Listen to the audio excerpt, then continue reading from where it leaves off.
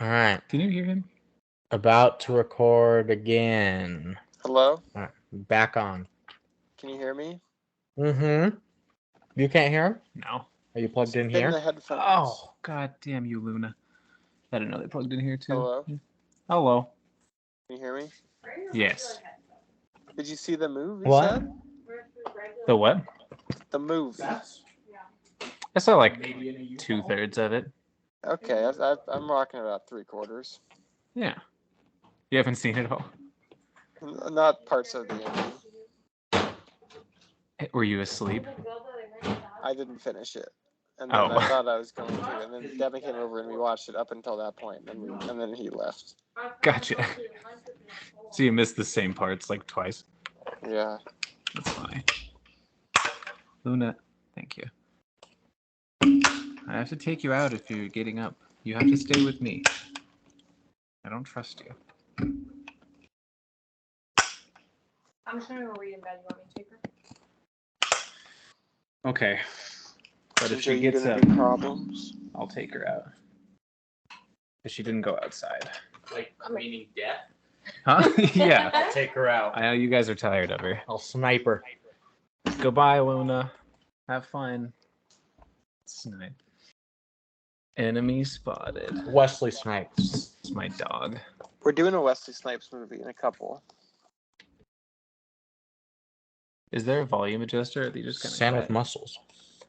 No, Lucas's audio's trash right now. Oh, I thought it was me. Why is my audio trash? Does he sound super scratchy and quiet? It's just quiet, but I thought it was maybe me. I thought it was my end. Are you quiet on yours? Quiet and super scratchy. Quiet.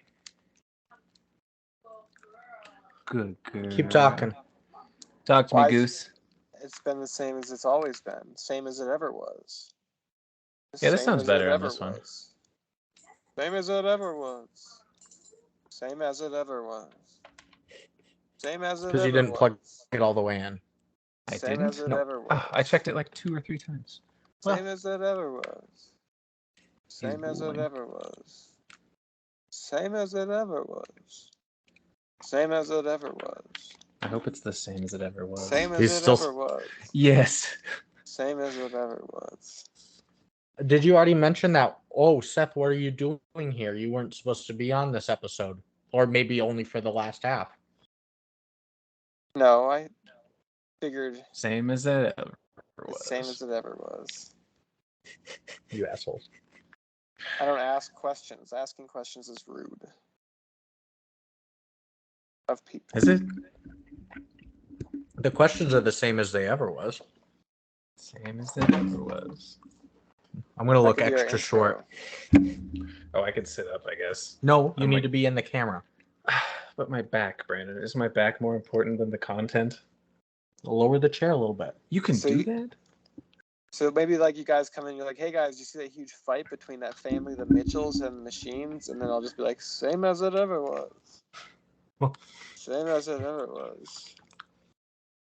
And then we just kind of go from there. I think that's a good idea. Or vampires. We could be vampires again. We could throw. You guys could be vampires. I'll do my thing, of course. Kelly Clarkson. Kelly Clarkson. One of us is Kelly Clarkson. One of us is vampires. One of us is same as it ever was. It reminds me of that No Vaseline by Ice Cube. Here's what they think about you, but it's just same as it ever was. Same syllables and everything. Here's what they think about you. Here's what they think about Here's you. what they think about you. Here's what they I was telling Seth didn't know that Takeoff died. Yeah, that's sad. Friendly I Fire hardly too. knew her. Like Cat Tillman. Yeah, and you're gonna have to speak up today with the setup like we're at. You'll have to or lean in. I can do one of those things. Maybe both. I'm crazy. As it ever was. I don't know. Can I get some water real quick? Can I get some water real quick? Mm-hmm. Okay. I'm finishing my food. I knew it. It took so long on this new setup. Because this new setup is not the same as it ever was. No, it's different than it ever was. Different as it ever was. And we'll just like build off my plot. You guys follow me. You know what I'm saying? like what I we won't just normally say do? same as it ever was, but I'll lead us down a path. Okay. Okay. What? God damn it.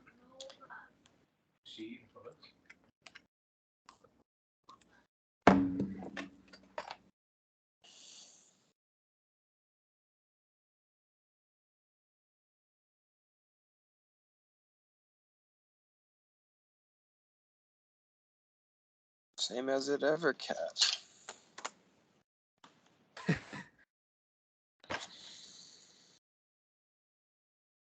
Oh, is what? Lucas, is the darkness taking you? Nice.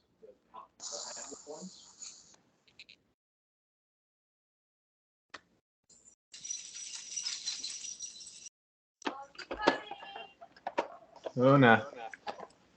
Where'd Lucas go? What are you doing? Do you need to go outside? No. No.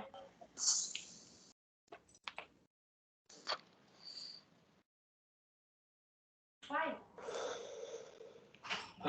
Lucas is gone now. But I'm here. There he is. I think Brandon just finished. Those are great. Very good. Move, Jinjo. Eat cereal. Your shirt's still inside out, Pookie Bear. That's what I'm doing. That was so gross. I hate myself. Your shirt's still inside out, Pookie Bear. Oh my What god. time should Look at I that dog. You should have CT Crunch. Yeah, She said she said it in the morning. Okay. Same as it ever was. When we first locked eyes. Alex is always doing dishes and Lucas is recording. I have to edit out the sound of running water and dishes clanking all the time. You should tell Lucas not to be such a bitch and do his own dishes. I literally always do my own dishes. Do the dishes. Oh my gosh, should I mix things up? Actually, that's not true. No. It's always worth a shot. No, because what if I ruin a good bowl of cereal? Do a little one then. Oh my god, I poured so much cereal. I had to put so much. Luna, you stay there. Oh. Let's do a test real quick. Test. Just keep talking like you would. I'll be reading my romance fiction novel in the room. Okay. Come on, Luna. This is it. The same as it ever was. Yeah, it really is the same as it ever was. Okay. That looks good. Goodbye, puppy. This audio file will be titled "Same as it ever was," Same as it ever and now was. Wonderwall. I've been going through something. 1855 day. All right, ready? I think so. Why are you so quiet? Maybe it's my. Do these have a? Can you hear me, Oh, they're Seth? right here. Yeah, I got you.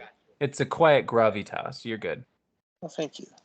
Except we've got a lot of echo on you You now. get out of here. You don't need to be in my freaking ass, my fucking asshole. Jesus Christ. All right, ready? Yeah. No. Let's just start all of us like muttering like that. That's an intro. God damn. Oh shit. So, we have quite a bit of echo. Nope, it's gone now. Sweet. Huh. Yeah, we're good. Ah. That one came through a little bit, but I don't have to yell like that. Is the thing. Yeah. Okay. All right, Lucas, you ready? Chief among them, yep. Ready. 1, 2, 3, play.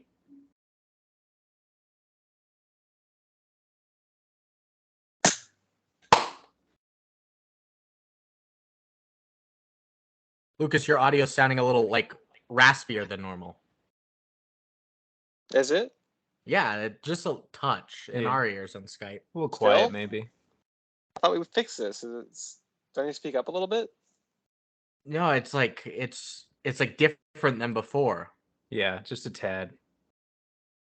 Probably because it's been since I've been gone that the audio's changed. So it's not because we changed place. No, it's better now. It's the same Since as I've it been ever gone. was. Since you've been gone. Since we've been gone. Since we've been gone. No, it's the I same can as it ever breathe was for the now. first time. No, it's not Kelly Clarkson Yeah.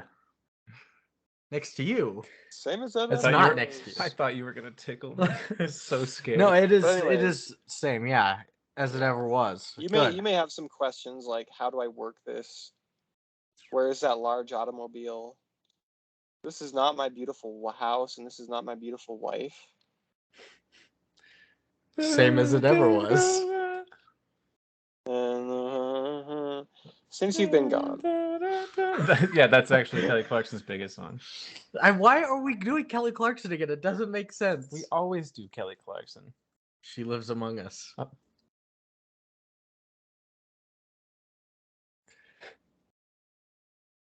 Happy birthday to you. Devon.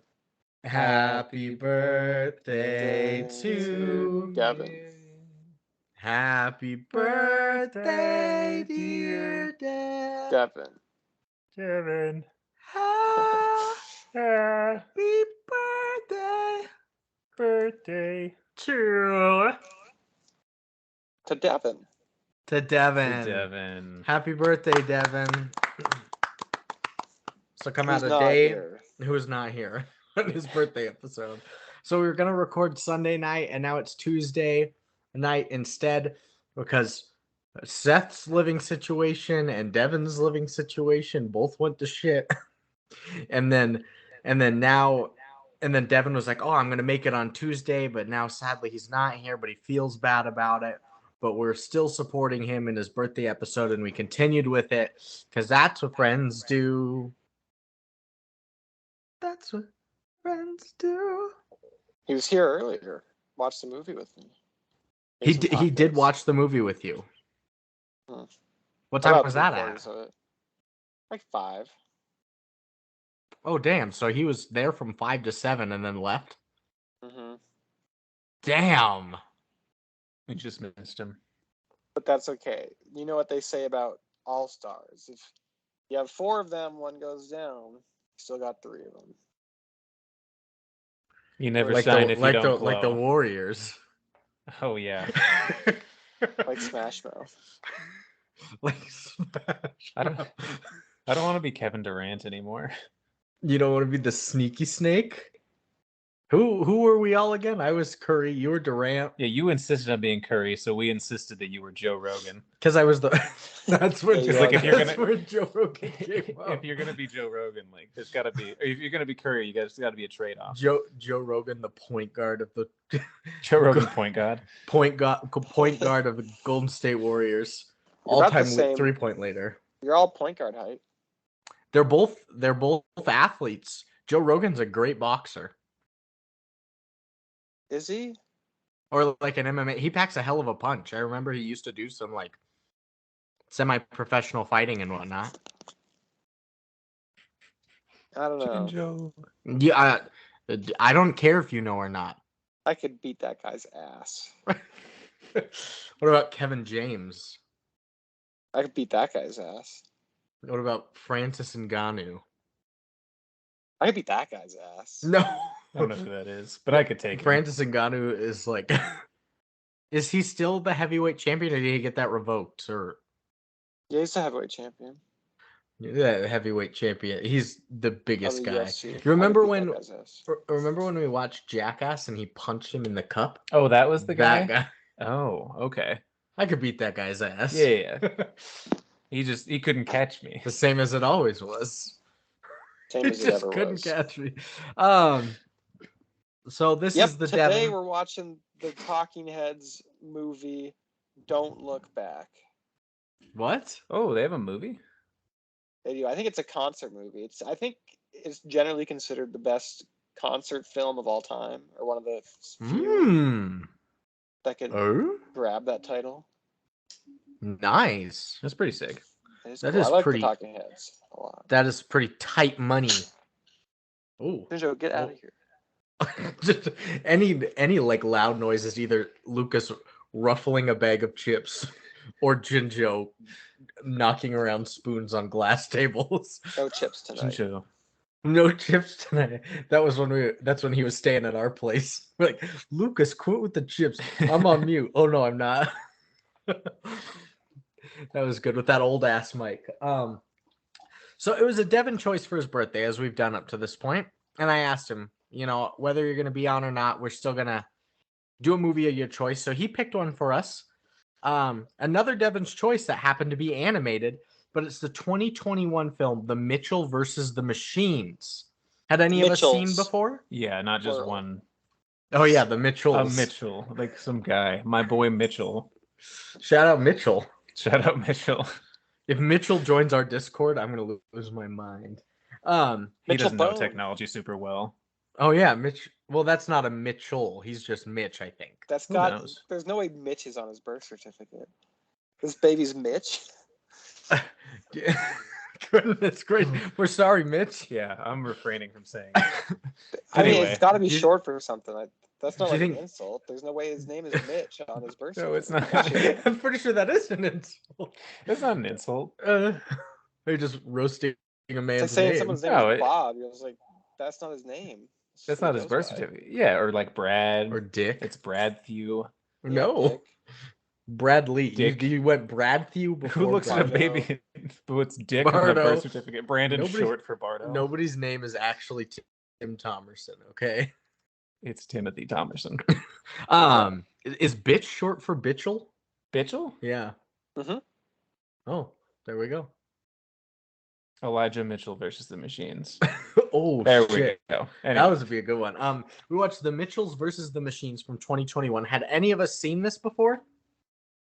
Devin told me No. he'd seen it 4 times before. I think he recommends animated movies because he's got a son, so he watches primarily animated movies now.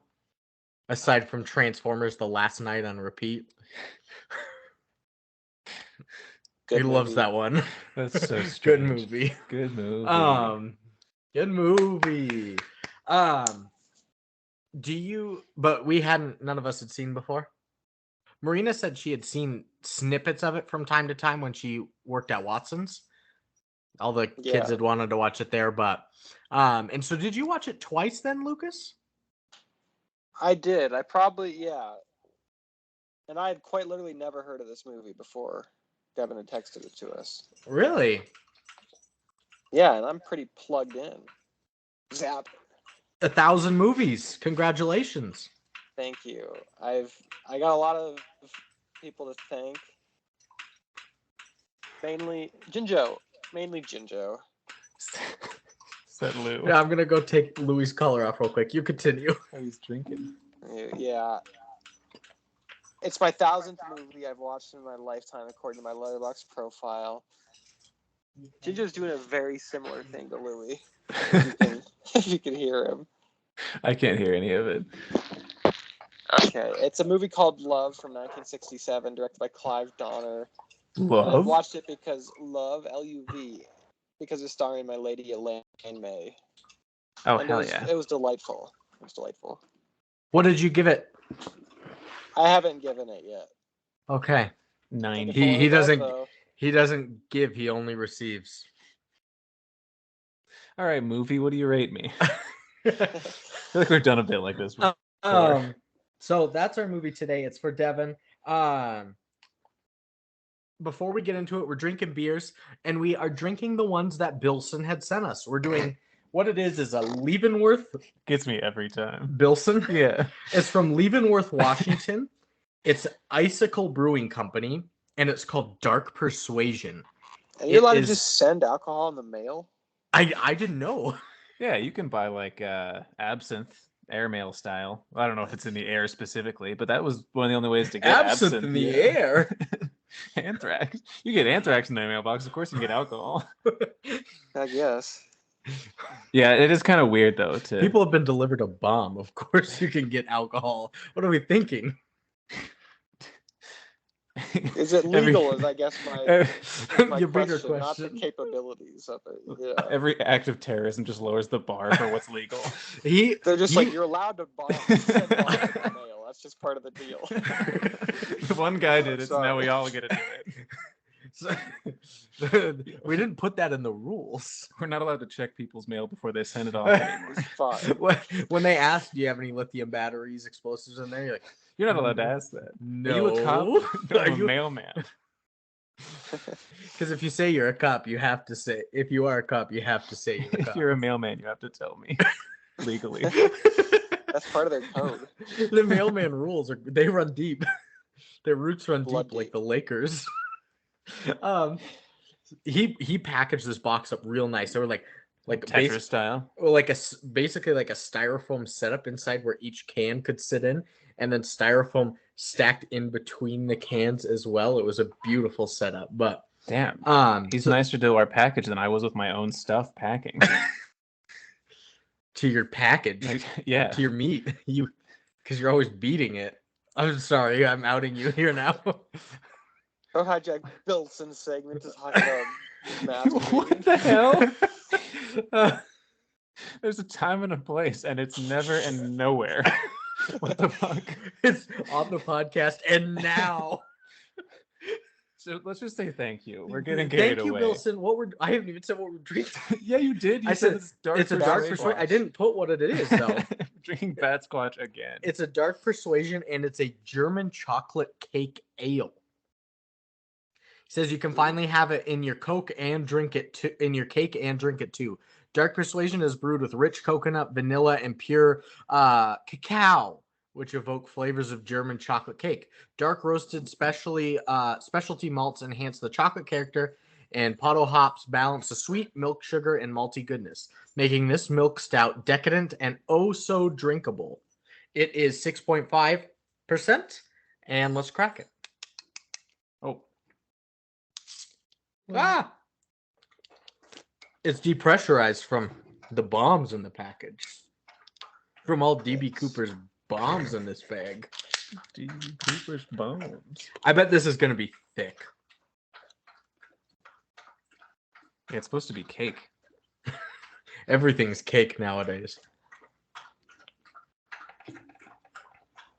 Louis drinking his ass off. That's Luna. That's Luna. She's loud as Oh. hell. Luna. That's She what spills they- half of the bowl whenever she takes a drink. It's crazy. And she spills it all over the floor. That is very dark. That's very dark, yeah. I mean, it is dark chocolate, dark What kind of- persuasion. And And as, You can as taste our the coconut. friends from Deutschland say, a danke. a Danka. Yeah, they always say that to me. Yeah. So that is our beer, and we're gonna get into it. Hit me with some questions, my good man. We already said the movie. This is the good, the bad, the movie. Do you like Devon? Yeah. Yeah, we all do, Devon. We love you, Devon. Brendan doing his flapjack voice. My other question is, do you like birthdays? Devon, in his former life, would not have, as a Jehovah's Witness. They don't celebrate. Correct. Yeah. Attention to now- Devon Day. I like other people's birthdays. I like to get fucking trashed. At another person's birthday? Yeah, on my own it feels sad, but if I do it in celebration of somebody else, I'm like, I'm a good friend. You get drunk and make the birthday boy take care of you on their Yeah. birthday. It's so fun. I just give really bad speeches. Everybody loves them because they're all drunk. Well, if but you like birthdays or you like Devon, you've come to the good right place. This is the good, the bad, and the movies, and we're watching the And I'm Mitchells. And Devon's not here, and I'm Luna. I'm the dad. I'm Brandon. This is Seth, who wasn't supposed to be here but is now. yeah, And this is good, Let's the bad, the go. movies. Watch the Mitchells versus the Machines from 21. 15 minutes in, let's dive into it. 1921? 2021. Some crazy animation for 1921. Director today is Michael Rionda. And really, Okay.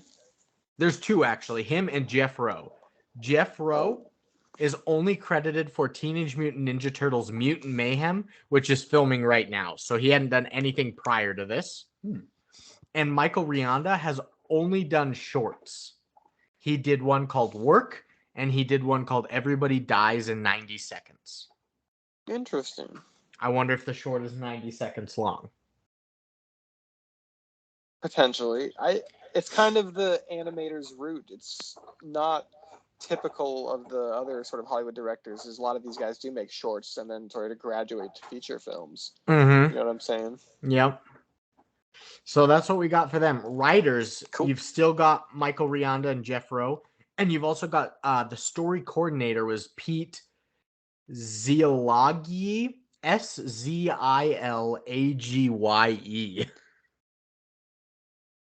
What is a story coordinator? Oh, Zilagyi. there's a crazy way to pronounce that. I don't know, but they came up in the writers, so I don't know how that ties in, but the story coordinator has done one episode of something called Sketchy before and 2 episodes of Jesse. Jeff Rowe has done 20 episodes of a show called Disenchantment and 9 episodes of Gravity Falls. I've heard of that. Yeah, I have 2. Both of those? Huh? The both of those? No, I've only heard of Gravity Falls. Oh, Gravity Falls is a Disney one. Disenchantment was Matt Groening. It's his 3rd thing after The Simpsons and Futurama. Oh, that's yeah. right. Yeah. So he's worked with those, and then Michael Rianda did 6 episodes of Gravity Falls, and he did the two shorts that he directed, the Everybody Dies in 90 Seconds and Work. He wrote those, and he also wrote a short called Dog Cop 7, the final chapter. Hmm. Dog Cop. Foreshadowing. Exactly. It's a lot of shadowing. And then a cast. You've got Abby Jacobson, who's one of the co-female leads of Broad City. Yep, she's abroad. You got Danny McBride as the father. A king. He's a bride. He's a bride. Your Highness. Oh, what a bad movie. Your Highness is really bad. So bad. Maya Rudolph as the mom. You've got director and writer Michael Rianda as the brother. Oh. Yep. You've got Eric Andre. You've got Olivia Colman, who played Pal. Oscar winner. You got Fred Armisen. You got Beck Bennett. You got Chrissy Teigen. Teigen, actually. She's corrected everybody on how to say her last name. It's Teigen. That doesn't sound as cool. No, it doesn't. It sounds dumb. Yeah. You got John Legend. Oh, shit. Legend. Oscar winner. Little black man. Jesus. What? So I know. Okay. You've got Blake Griffin. Big. Oscar winner. Blake Griffin. You got Conan O'Brien. You got Jay Farrow, and you got Doug the Pug. A lot of SNL guys. Yeah. A real Usually I dog. don't like a movie with a bunch of SNL guys. Doug the Pug, real dog. Yep. Oh, that's not just like a guy's name? No, it's a real dog. It's like an internet famous dog. Oh. And it played Monchi. Oh. And it played the dad. And Danny boy, did it McBride play. as Monchi. Boy, did he shine. So that's our cast. Yeah, a lot of SNL. But then you got some good mixes in here for crew and whatnot. I really enjoyed the casting of this. Yeah, I love Eric Andre, so as soon as I heard his voice, I was kind of hooked. You looked at me, you're like, who is that? And I was like, Olivia Colman. You're like, no, the guy. I don't know who Olivia Colman is. I thought it was Keegan Michael Key for a second. Is that his name, right? They do have kind of similar, They do. like, not nasally, but mucusy. Ugh. Well, It's interesting because Well, for a lot of these animated movies, you can dip into 2 pools. There's like the celebrity voice, or there's like the voice actor. And this one seems and then to like. and then only there's the do TV celebrity show The voices. Voice. yeah, I wasn't there is familiar. I'm sorry, I was really wanting to just say my punchline. What did you say about voices? What did you say about punchlines? And then there's the TV show The Voice. Oh, I was saying a This lot is of the movies, voice. either animated movies, either a lot of celebrities or it's like a lot of voice actors, and they seem to go a lot of celebrities here and not voice actors. You know what I'm saying? Yeah. yeah, no John DiMaggio. Caesar, Yeah. I'm moving you. You have to Oh, chew the Hank bone Azaria. right here. Does he have to chew the bone right here? Yeah, where else is he gonna chew it? He Over does. here. Come here. Same as it ever was. You chew that right here. All right. And now, same as it ever was. A plot. A quirky, dysfunctional family's road trip is upended when they find themselves in the middle of a robot apocalypse and suddenly become humanity's unlikeliest last hope. And now he's fucking drinking. Yeah, very quirky family. And there is a robot apocalypse. It's straight up. Yeah. They don't have anything to say there. Just in the couch. Get out. God, our animals The are couch. ruining. Yeah. Gary. Jesus.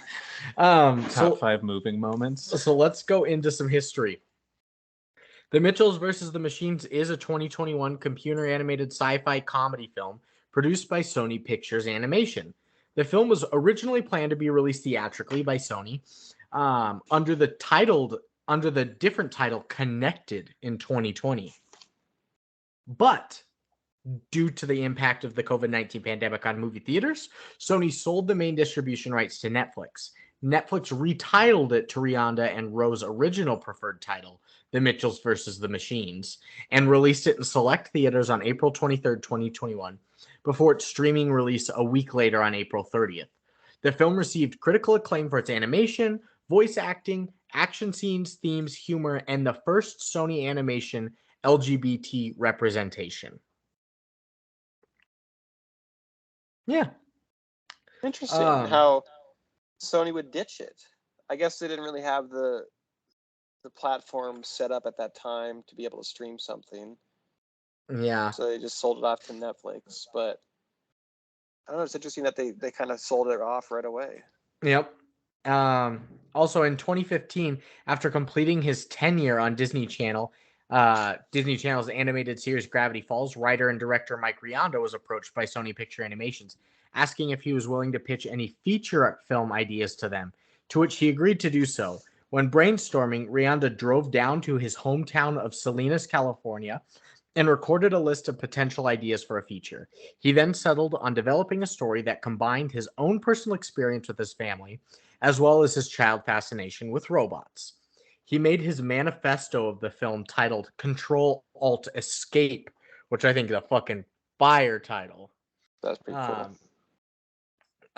Which was the original title of the film before the reveal, which involves Danish's Dogme 95 manifesto, Studio Ghibli's designs, 1960s-esque photography, and teenagers' drawings. On May 22nd, 2018, Sony announced that Phil Lord and Christopher Miller joined the project as producers. The film is the duo's fourth collaboration with Sony Production Animation, following the two Cloudy with a Chance of Meatball films and Spider-Man Into the Spider-Verse. And in an interview with Fandango in November 2021, Michael Rianda hinted at the idea of a sequel, stating he had ideas for one and that there are some folks who are excited about that idea. So maybe not something that's fully in the works yet, but could be down the road. I thought there were going to be a spin-off of the Furbies, if anything. Like Troll Dolls, like the Trolls movies. What do you think about Sony Animation, the two Cloudy with the Chances and Spider-Verse up to this point? The Lord and Miller joints, right? Yeah. They're kind of the kings of animation at the moment, it seems. Like adult, I mean, not adult, but like general audience animation. Mm-hmm. Because I think they've done some of the Lego movies as well, if I'm not mistaken. Yep. Get out of here, Cat. Fuck out of here. All right. Get his ass. Get his ass.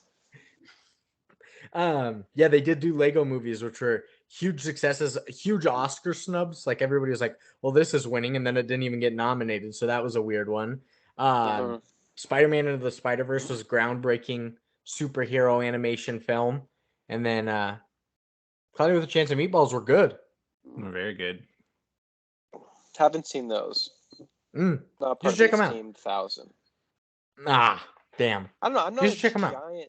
Animation guy. I feel like of the three of us and the four of us, Devon included, I'm usually the lowest on the genre as a whole. Well, are you a giant meatball guy? I can't say I am. I like them regular sized. If it's giant, the distribution is just off. Mm. The center's Sauce still to- cold. Yeah, That's fair. It's Yeah. like those big Reese's peanut butter cups. bad. They don't change Yeah. like there's no more chocolate. It's the same. Thin layer of chocolate. Yeah. Too much powdery peanut butter. So much peanut butter. So Um, much powdery peanut butter you notice that it's powdery. Yeah. Like, oh, this is what it actually tastes like. Ugh, it's in my mouth. Don't eat that. Of course it is. Don't eat that. So yeah, I really like Sony picture animations, and the Lord and Miller crew is definitely on the up and up with each installment that they get. So excited to see what comes up next. Are we ready to guess a budget? I'm ready to hit you with a hammer, and then I'll guess the budget. What the fuck? What?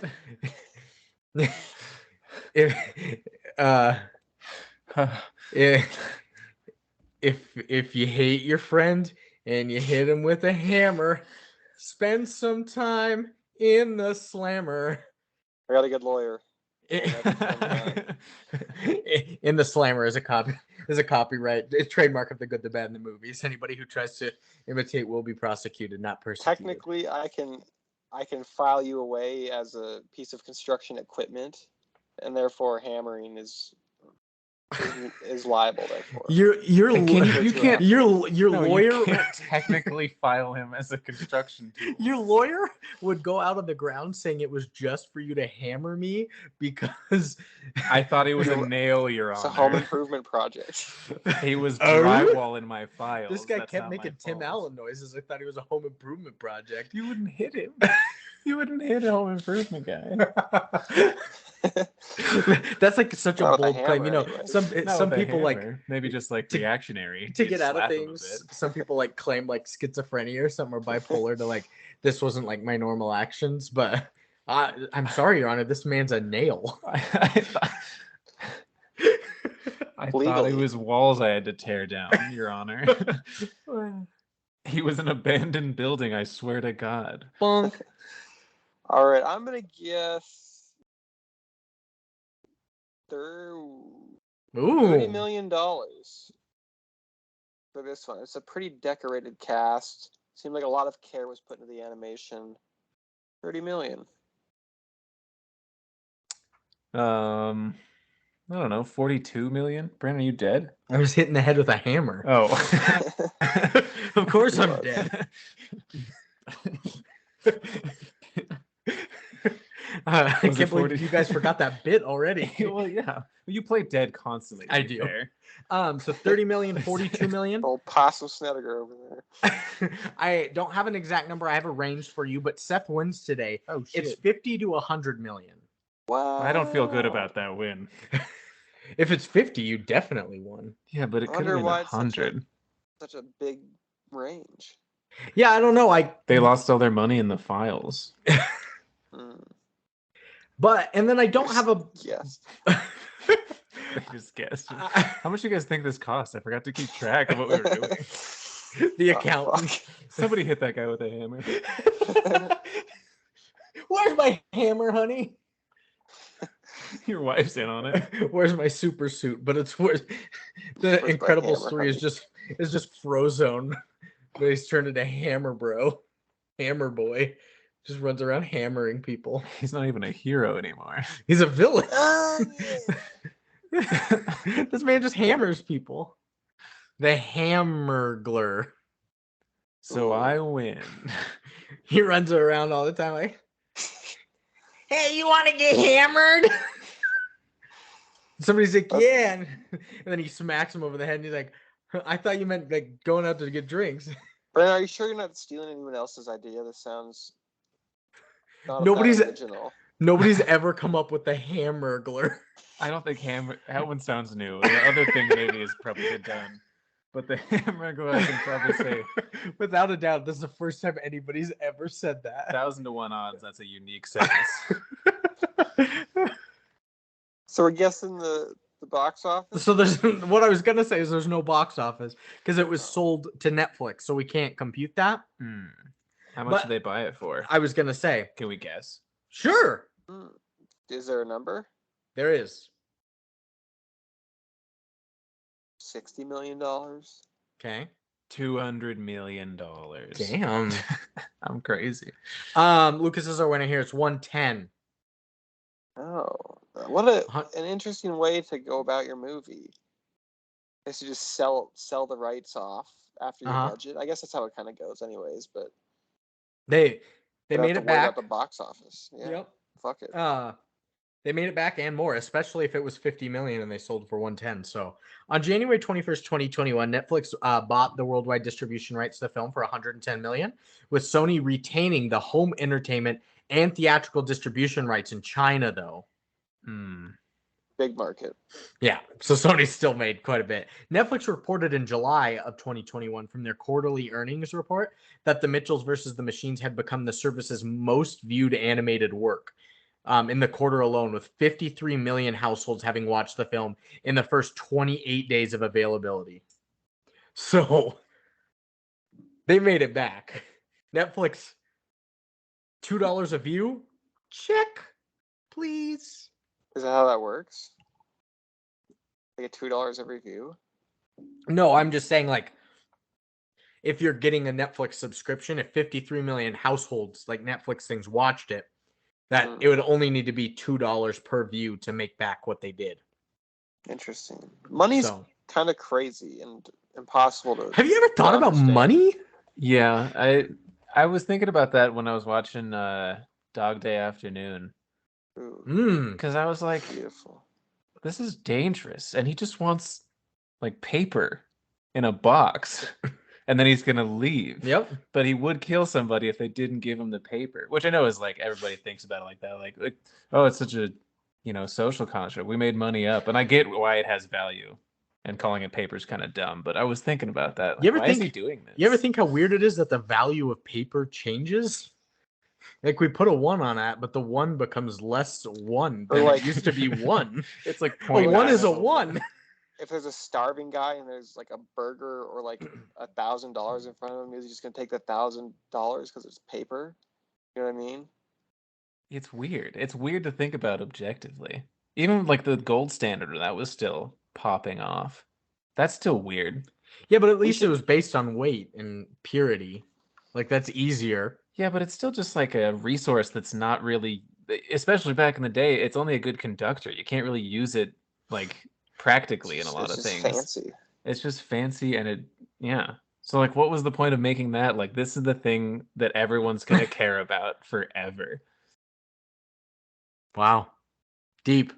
Is it? I think it's just weird.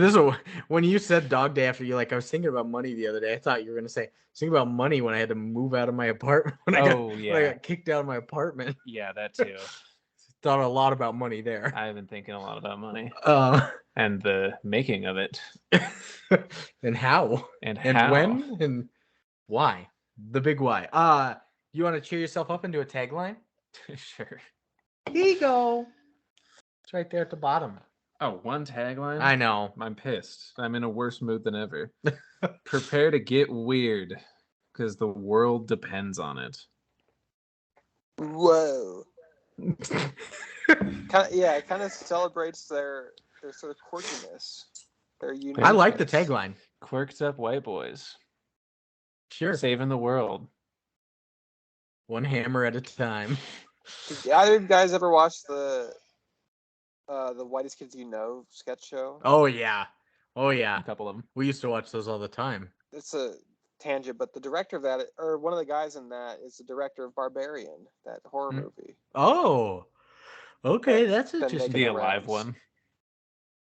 The one alive one, you said? Well, there's one of the guys from, I don't know if he was one of the directors or just one of the writers or whatever, but like a main key figure in that group had passed away a year or two ago, I think. Or like yesterday, I don't know. What is time? What is He's the time? You ever director think of about Barbarian. time? Zach something. I think the other guy was Adam something. Time I can wrap my head around. Yeah. Adam? Time. But Mitch, you time. can't. Oh, but Mitch, you can't wrap your head around. Mitch eludes me because it's on paper. Well, yeah, allegedly. That's not a full name. It's not. Okay. You wouldn't put Seth on a birth certificate. Sethin. Sethin? Seth is short for Sethin. Not me. Yeah. Mine's short for Snoopy style. You're not stupid stuff. Do we have any taglines of our own besides "Prepare to get weird because the world depends on it"? I do like this tagline actually. Yeah, that's not bad. I accept. He accepts. Munch. What did you just say, Lucas? Did you just say munch? Munchy. Manchi. I've got the munchies. That's pretty good. I got a bad one. Yeah. Son of a bitchel, here come the Mitchells. That's a great one. That's What a are good you talking callback. about? I like that. Yeah. Is it a callback? Yeah, because I said, is bitch short for bitchel then?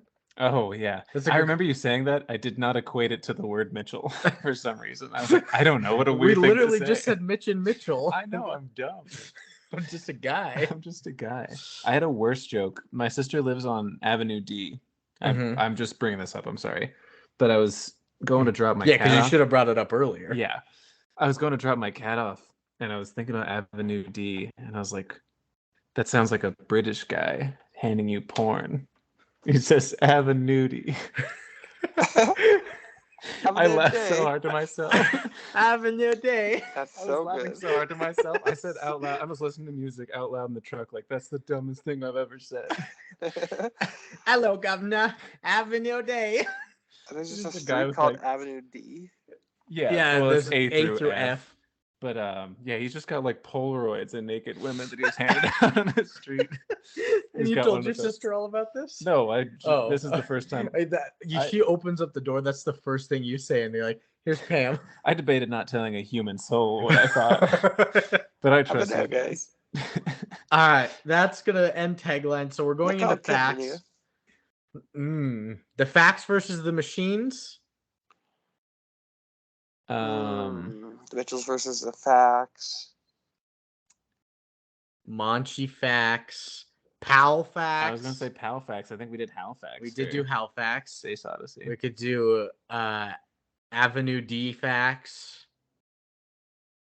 Since you've been Facts. Kelly Clarkson does not need to make her way back into this. Facts as it ever was. Behind these hazel facts. Fact away. What fact doesn't kill you makes you stronger? I think I'm out of Kelly Yeah. Clarkson joints. There's so many more, too. That's the problem. Kelly Faxon here. Oh, God damn it. Does it have to be Kelly Faxon? Can it just be We can do the Pal Mitchells Facts. versus the Facts or Pal Facts? Fallen so far from grace. Pal Facts. We're going to do Pal Facts. Everybody keep quiet.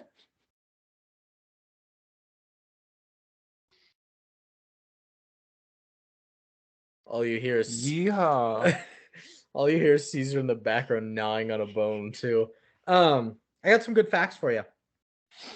At around 1 hour, 46 minutes, and 38 seconds of the movie, during the credits, there's an actual recipe for Linda's face cupcakes that she makes.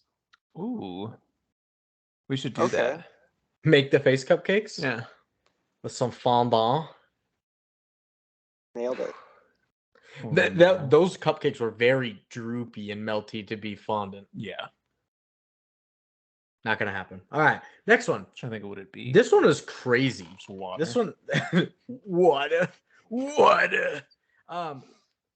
Hold on as I get into this, but like the cryptograms in Gravity Falls in 2012, there is a robot language that can be decrypted into English. Each country location in Gravity Falls has triangular symbols which can be used to decode the robot language. 2 examples. At 23 minutes, the screen in the movie shows a mostly empty theater with robots arriving and a screen saying the uprising has begun. Rejoice, brothers. When Rick Mitchell tells Eric the robot, "Hey, bud, now, not now, okay?" Eric replies, "Ah," displays a sad emoji and robot text saying, "All those moments will be lost in time like tears and rain." A quote from Blade Runner. I don't know how this, reading it back and after watching the movie, I don't know how the I think robot... it's like a Gravity Falls Easter egg, basically. Yeah.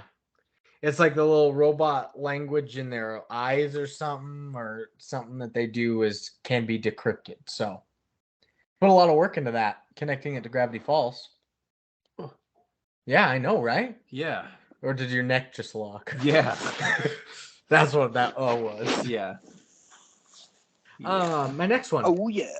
This is an obvious one, but Auga. Pal is. And this says possibly. No, it's definitely an homage to Hal, the computer from 2001: A Space Odyssey. The robots even have a single red eye, as Hal did. So Pretty gnarly that this is like the 7th or 8th homage to 2001: A Space Odyssey we've seen since we've done 2001 on the podcast, like 3 or 4 months ago. Yeah, I really enjoyed some of these facts because 2001 was brought up. I already mentioned the Studio Ghibli stuff. Ghibli. Avenue Day. You got to stop with the British. It's gonna get you in trouble. Go back to Jay-Z. No, Don't. we'll get mad. I told you. We can't do Jay-Z. I was supposed to not do accents anymore because of the immigrant incident. Because of the immigrant, that's right. The immigrant incident. The immigrant incident sounds way worse than it actually. It was just you saying it weird. What'd you say? Yeah. No, I was just making fun of the way you were saying immigrant. Yeah. Immigrant. Next one. Katie has a Mount Rushmore of director heroes in the movie. It's a little Easter egg in there, which includes on her Mount Rushmore was Greta Gerwig, Celine Sciamma, Lynn Ramsey, and Hal Ashby. So I don't know Lynn Ramsey's work, but the others are some fine directors indeed. She's, women directors. They did it. And Hal Ashby, he's a man. And Hal Ashby, he did it. Too bad Elaine May's not in there. I know. Well, she's way too hardcore for this little idealistic lady.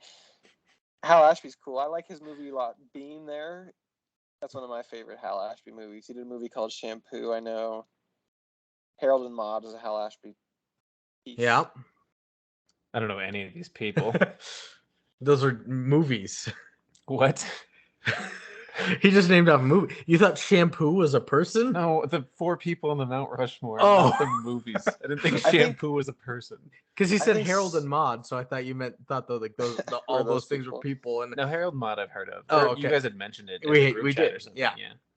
I think Celine Sciamma, well, her name. She had a really acclaimed movie called Beau Travail in the 90s. Oh wait, never mind. That's Claire Denis. I'm just making up ladies now. Sorry. I didn't know Celine Sciamma. Making up ladies.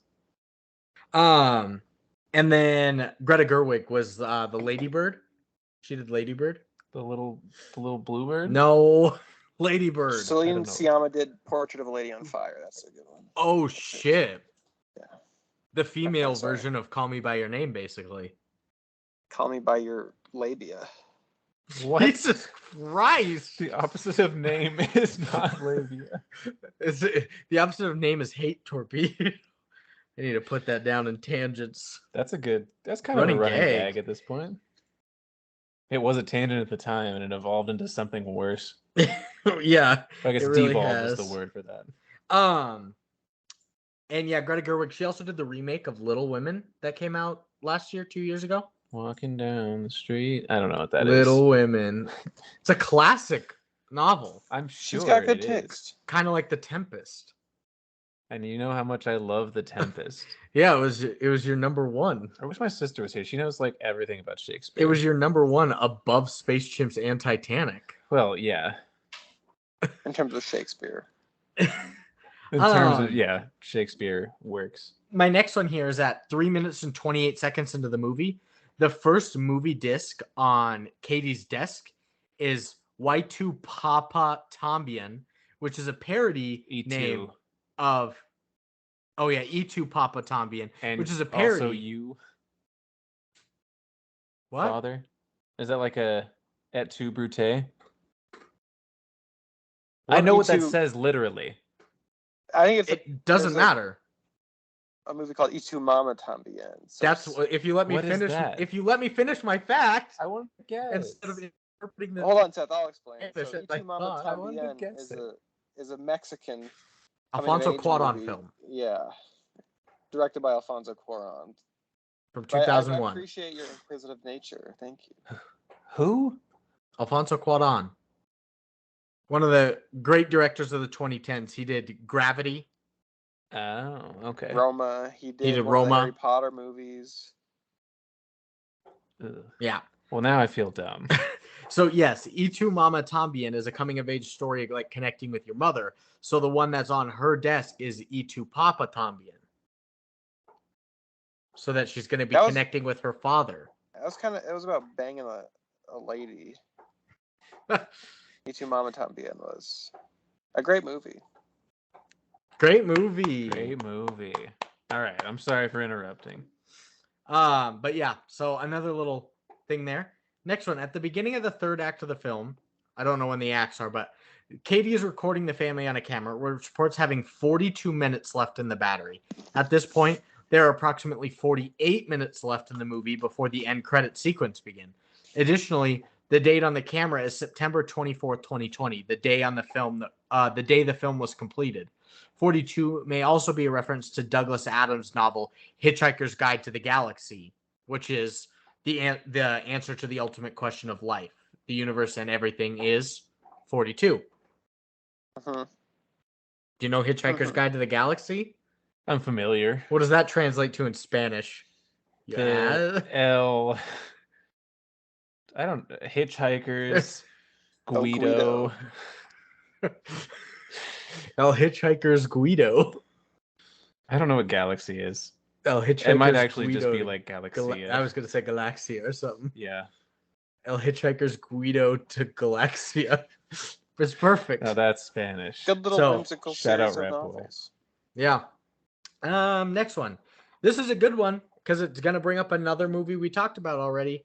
The Columbia Pictures logo featuring Columbia, a woman that represents the United States, in the opening gets animated. 1 foot displays socks with the carpet pattern of the Overlook Hotel from The Shining. Mm-hmm. Why?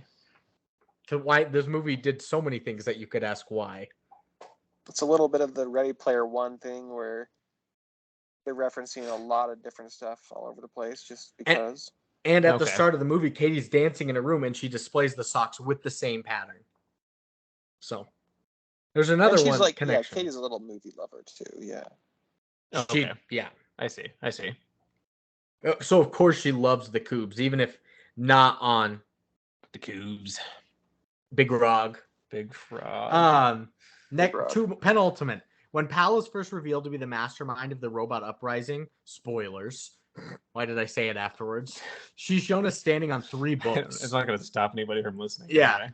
Pal is supposedly standing, leaning on 3 books. The master algorithm, how the quest for the ultimate learning machine will remake our world by Pedro Domingos. The next one is The Art of War by Sun Tzu. And the last is The Singularity is Near, When Humans Transcend Biology by Ray Kurzweil. 2 books are about artificial intelligence and a classic book on military strategy. So, all right. Dedicated little girl. No, that's Pal. That's Pal. Oh fuck! I zoned it out. Dedicated little computer. Little girl computer. Little girl computer. And lastly is our nominations, awards, and everything. This was an Oscar nominee for Best Animated Feature Film last year. It did lose. It was nominated amongst Luca, Raya the Last Dragon, Flea, that film from Denmark that was stop motion animated foreign language documentary about the gay man fleeing Denmark or fleeing Afghanistan to go to Denmark to get married. That was trying a little hard, Flea. That's a lot out there. And then the loss to the eventual winner of last year, Encanto. Encanto. I've seen Encanto and Luca. I didn't expect you to see the Denmark foreign language documentary stop motion animated film, but if it's animated, there's a decent chance that I've maybe seen it. But you didn't see any sounds of the really low odds with all those words. But you didn't see any of the other ones that are American? No. So probably not. At the BAFTAs, it was nominated for Best Animated Film. At the Alliance, these nuts. Jesus. At the Alliance of Women Films Journalists, it won Best Animated Film and nominated for Best Animated Female in Abby Jacobson. Let's see, Annie Awards at 1 Best Animated Feature, 1 Outstanding Achievement in Animated Effects, 1 Outstanding Achievement for Character Design, 1 Outstanding Achievement for Directing in an Animated Feature, 1 Outstanding Achievement in Production Design, 1 Outstanding Achievement in Writing for an Animated Feature, 1 Outstanding Achievement for Editing in an Animated Feature, and Outstanding Achievement for Voice Acting for Abby Jacobson. Annie Awards really loved it. Let's see, what's another big one? Black Film Critics Circle Awards, winner of Best Animated Film. Black Reel Awards, Eric Andre was nominated for Best Voice Performance, as well as Maya Rudolph. I love Eric Andre. I know you do. Casting Society of America, You say it like that. where it's fishers going up against casts. Oh yeah. Some Vietnamese guy in a boat again. Nominated for Best Achievement in Casting. That's looking. It has like 120 noms total, so we'll call it there for now. Golden Schmoes Awards has some. Golden Globes has some. So Made the award circuit. it really did. But it did not win the big one at the Oscars, unfortunately. But that's where we're at. So let's get into the movie. Mitchell. Movie. Mitchell. Movie. Same as it ever movie. Yeah, that's what I was going to say. Damn it. What? Nothing. Why are you making that face? Nothing. What are you Good thinking night, about? mate. Nicole Goodman here. Reminding you to have a new day. This is the perfect time to say turn your cell phones off because they're evil or something. Like Nicole Kidman's the surprise good guy. She is Pal. She's Pal? Yeah, she's been evil in every time. Yeah, but it's the plot she's twist. We can't make her phone. But there's Sure, always deal been too. 10. Why don't we just make her anecdotal so we don't have to have like continuity with Nicole Kidman? She's always just Why some can't we sort have of... her battle Kelly Clarkson for once? Jesus Christ. She's battled every other living thing. Why not Kelly Clarkson? Okay, yeah, no, I like her being good because it's like a twist. Yeah. But she That's will what he turn. said. No, but I was gonna say, but it doesn't last long because she will clearly turn evil again. It's like a double cross. Yeah, she's just like Because if we make her good, the fun is over. her favorite ice cream is strawberry. She has it every day. But one day she's like, you know what? I want to try a little pistachio. She tries it. It's all right. She's back to strawberry the next day because she misses the life, color of baby. blood. Why did you pick strawberry and pistachio? Strawberry. I just picked a random one that wasn't vanilla. And I tied it together at the end though. Color of blood. She misses that. And pistachio is my favorite. So. Pistachio, to be specific. Lucas, your favorite ice cream? You really started to... Ice cream grew on you as our later years in Missoula. Yeah, I had to get that removed, it turned out. He looks... Wait, what? An ice cream growth? Yeah, it grew on me. Oh. Yeah. He looks like a rum raisin guy. Am I right? No. Butter pecan all the way. Oh, that's what it is. I'll just do with like a Snickers bar. That's not ice cream. No. There's a Snickers ice cream. Wait, cookie? hear him out. Or a cookie. Like Give us chicken fried steak dinner. Do you- Have a couple of those, and baby, you got a stew going. put a couple bones in there. Put some DB Cooper's bones in there. Some veggies. Baby, you got a stew going. Let's get into the movie. So Nicole Kidman is good, but don't get used to it. Bitches. Don't trust her. Yeah. She stole your phone and climbed on the ceiling and haunts you. Please don't trust her. She's taken out Mel and Clifford in the octagon. Wait, Maybe she knows what she's doing, though. She In did the it for octagon or us. just in general? In general, she's privy to information we're not. Mm. Protect her. She did take Clifford out before we got into the movie, and that turned out to be the right choice. That dog was an animal, metaphorically, And literally. I guess. You don't have to guess he is. But I think. okay, movie. So I got a B. Seth, chime in whenever you want because you didn't watch the first 28 minutes of the movie. See you guys in 20. It's Lucas and Brandon and the boy. Here we are. Time to black out. You got 2 more beers. Let's go. Am I the Oh boy? shit, he pounded. No, I said Lucas and Brandon and the boy. You Which think one am I? You're Luke? Did you call me the boy last time? Yeah, he said it's time for because I had to fix. Lucas and the boy. I had to fix. That's right. I had to fix Theo's cage. It's time for Lucas and the boy. Why am I the boy? Is it because I'm so frail? No, it's because you married him for his treasure. Damn. That's another tangent. Fuck. My first note was the Columbia thing, the funky socks, and that was cool. And you get a narration of a girl saying everyone wants an ordinary family, but really what separated her family from the rest was the robot apocalypse. What? It's you don't know it's a flash forward at the moment, but it is couple days. It's a little bit of a trope. I guess in a kids movie, maybe that's just more familiar ground with this sort of. Let me show you how we got here. Hold on. Yeah, You know? it was done better than it was in Morbius, at least. Is that how Morbius started? Yeah, remember he was on the mountain with the bats flying around him as he made that bubble with the blood. And then it was 25 years ago in Greece for some reason. They even said for some reason in the subtitles. 25 years ago in Greece for some reason, Morbius as a kid morbid on this bench. That's a little bit different, though, where it's like, that's like a flashback. And this is like we're giving you a preview forward. You said you hated flashbacks. Do you prefer a preview forward or a... I prefer what Morbius did. Oh. Well, technically it was a no, you're right.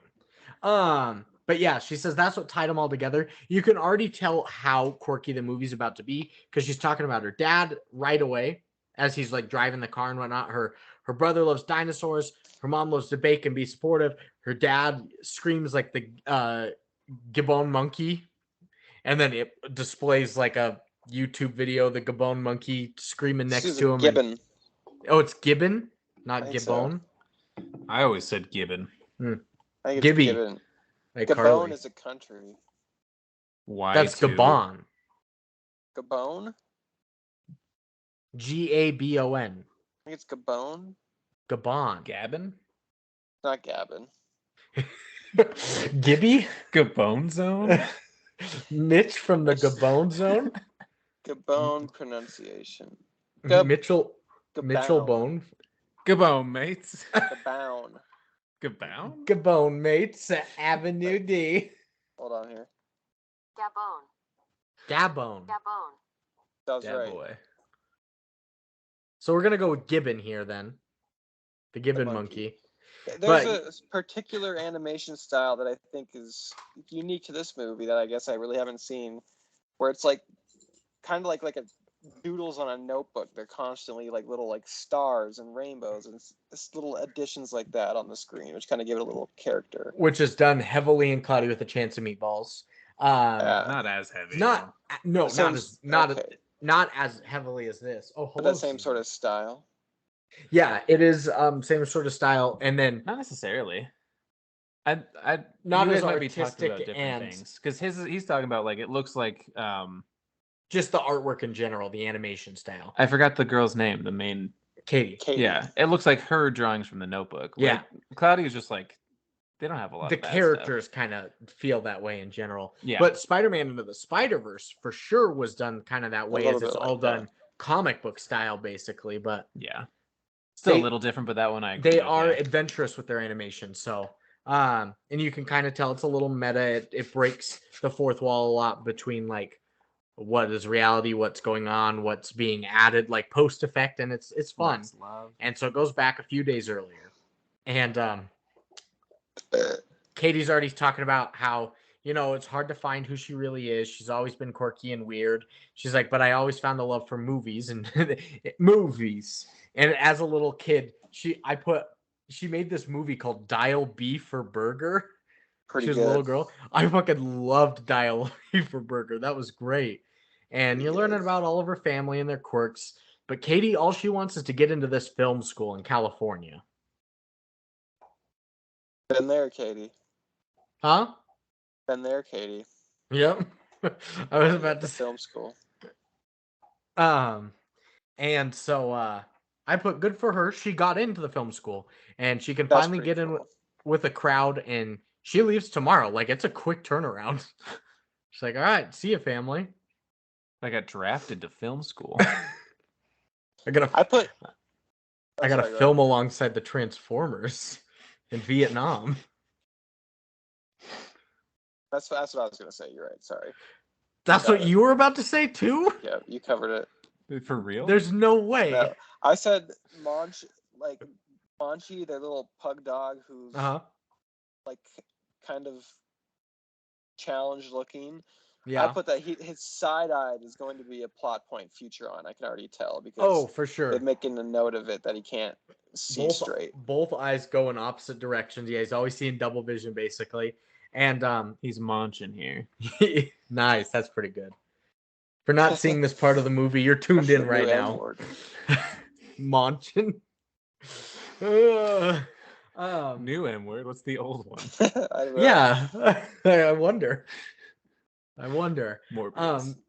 And her little brother Aaron is very afraid that she's leaving and he won't find another dinosaur appreciating friends. They're raptor pals. Rawr. He's the only one that gets her Bleh. and their family. Yeah, Her little brother, who's a weirdo. her mom tries. Her mom really tries, but they do get each other. And Katie's on a computer watching an ad for Pal. She was on YouTube, which seems to be a big tech company of the world that connects all like appliances, phones, all that stuff. And they are going to be unleashing these new robot-looking things that connect with your phone. They're all excited for it. Dad comes in. He hates technology, and he's like, guys, we need 15 seconds of undisturbed eye contact. And that eye contact was nerve-wracking. Yeah, the None of them blinked. Well, Katie is like making a show of it. She's like pretending to freak out. But like the little brother who actually has ADD, it seems, is actually like gnawing his eyes out because he can't look at his phone. Yeah. And it's good. That's kind of like paving the way for what this movie is going to be. It's an anti-phone movie. Yeah. You know what I mean? It's an Maybe a message anti-machine. These kids need to hear. Yeah. Phone bad. How do I click book father? Kind of shit. Mm-hmm. Yeah. How do I breathe? It's not Kelly. I wish that was Kelly Clarkson. It's not. Yeah. Marina and I have always talked about, like, she's like, if we're always like, you know, if we have kids, do you want like them to bring an iPad? I was like, no, fuck no. I don't want to be sitting in the Texas Roadhouse and they're not able to make conversation. They just have to have an iPad with them at all times to keep them company. A little Kindle Fire with the blue plastic thing. They're reading. Well, I'm fine if they're reading, but yeah, I'm with you there. You got games on that phone? That always makes me sad when I see it like at work, like people out with their kids. But I guess it's probably, I don't know. That's what parents have always done. They need a break from their kids so they have something to distract them. If it wasn't like iPads, it was, cartoons. I've seen a lot of cartoons in my day because I was a Coloring books. Coloring books, any kind of toy. Sure. Knives, go stab your friends outside for a little bit. I'm busy. Licorice ropes, whip yourselves with them. Lick a battery, bitch. Yeah. I don't remember entire summers at my dad's house because I would just play video games from dusk until dawn every single day. Jesus, what games would you play? Strictly Call of Duty. Mm. Yeah, I Interesting choice. thought you were gonna have Madden or FIFA or 2K in there, but not at that time point. I was a damaged little boy. Lucas is a FIFA king. Is he? Mm-hmm. I'm pretty good at FIFA, yeah. Seth's super good at Madden. Am I? Madden 08. I know I slap. I actually your run game in Madden 08 years ago. I'm really good with Vince Young on the cover. That game was awesome because you could in the modern Maddens that's more simulated, so it's realistic. Like if you don't have your feet set, the ball's not accurate and it doesn't go as far. But in Madden 08, you could be in a dead sprint going back towards your own end zone, do a 180 on a dime and just dot your guy up from 1,000 yards away. It's fucking awesome. I think Michael Vick was unstoppable. Yeah. They were so good. I got good enough in Mario Kart. I'm not allowed to play it with my friends anymore. On the Switch and whatnot? Yeah. James's girlfriend won't let me play it with her because she's pissed. Lucas, I don't let him win. We found a Mario Kart buddy with us. We're in a professional Mario Kart league. Actually, Lucas and I tear shit up with Mario Kart. Like, I'm down I need money. $300,000. I need to get out of this league. I'm not actually that good. The I've been Mario fined Mafia. It's just because I swear during the competition. I've actually gotten first place every time. Yeah, it's The mostly for my Mario slurs. Mafia. I remember Marina was like trying to connect with her sister and her boyfriend at the time, and we would Skype FaceTime them in, and we would play Mario Kart together on the Switch. And they would always ask me, like, Marina would take second a lot, and they'd be like, I would just be chilling out in front because they would have to do 100cc or something. And I would just be like almost a lap ahead, and they're like, what the hell, Brandon? I was like, you should see me and Lucas go at it. It's just a dog fight the whole time. And whoever's got a banana in first or the That's the bigger boombox dog. thing, yeah. It was like a banana. You're like, oh, you want the banana when you're in first. For all you Mario Kart protection. fans out there. Yeah. Always use protection. But yeah, so we get that eye contact thing. Dad is not also supportive of her making movies at all. He's saying, you should have a fallback. He's not unsupportive, but he is emphasizing like the need for a backup plan. Yes. And he doesn't put in the effort to watch the things that she shows either. And they're like, I remember the mom at one point, she's like, we never get good family pictures because you guys are always fighting. And he's like, what are you talking about? Look at this picture. And it's just a live action, like, stock photo. I was like, why? That's pretty funny. They couldn't, it was like just a real picture. I was like, why is this real picture this animated movie? I thought it was hilarious. Funny. Yeah. I know. And mom has a heart-to-heart with the dad. She says, if Katie moves away and never comes back because of him, that's a problem that can't be fixed. And he takes that to heart. Oh, no. Then he accidentally broke her computer. He did break her computer. She's very upset about that. As she should be. Go check on the puppy. But my next note here is I am already crying. Did you cry at all? I got misty-eyed at some parts. Not at this part, but I was talking with Devon about it earlier today. It's a little bit of the up thing at the beginning where they're trying to hit you with some emotion like 5-10 minutes in, hit you hard with it. So we've all talked about how I cry a lot in movies on this podcast. I will tell you right now, this is cry number 1. I cried 7 times in this film. Damn, really? With like legit tears running down my face. So you better give it a pretty good score then. Crying a lot doesn't mean it's that good, but yes, it does. I cried 7 times. I was crying because what the dad does is he goes down and he sees boxes of Katie's things that she's taking to school and giving away. And in the top of her giveaway box, he finds this little wooden moose. And you can tell that he feels a connection to it.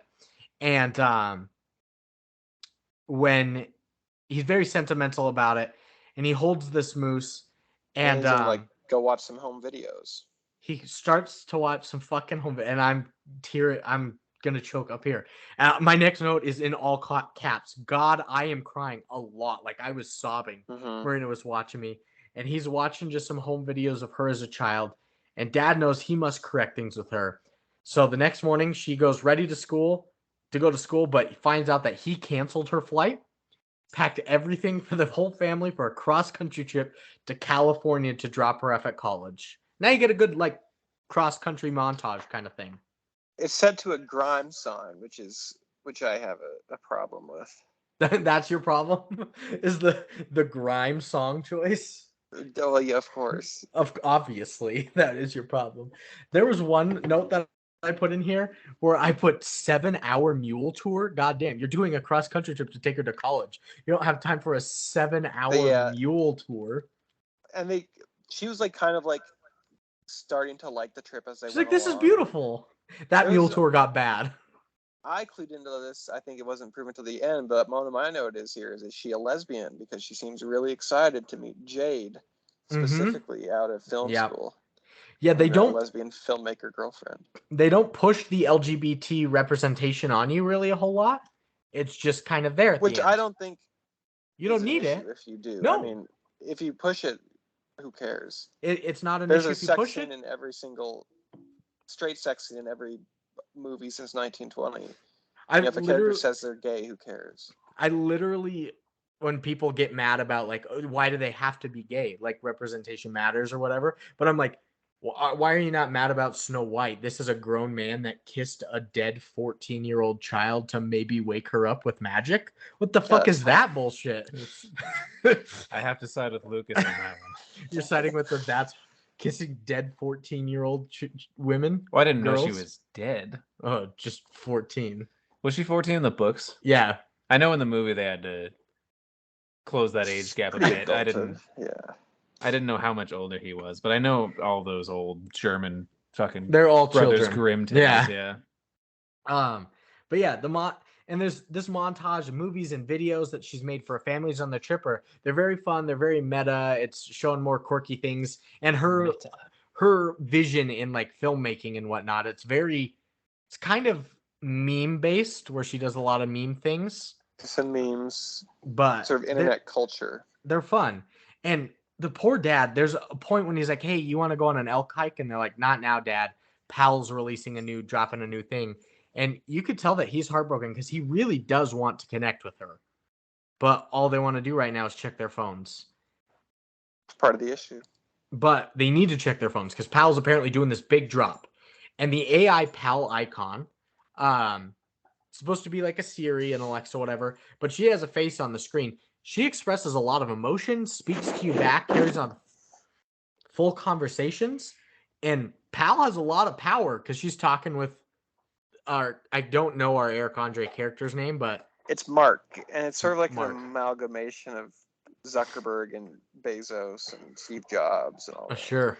Mark, Steve, and Jeff. Yeah. He apparently Pal's able to hack like personal emails, and they're totally fine with it, but she's got a lot of power. Pal does. And he's at this big, basically like Apple kind of presentation. Big boardroom presentation kind of thing. Reveal. Yeah, reveal. That's a good word. And the creator, Mark, just ditched Pal.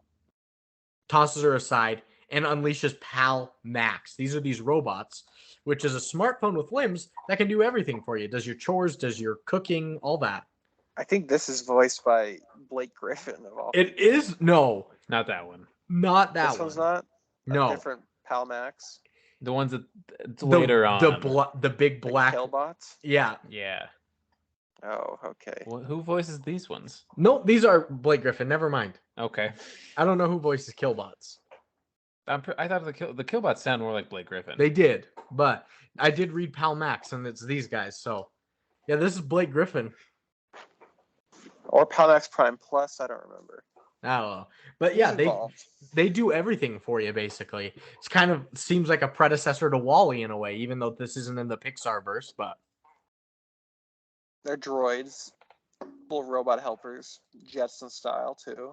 And but Black Zuckerberg's shaking things up.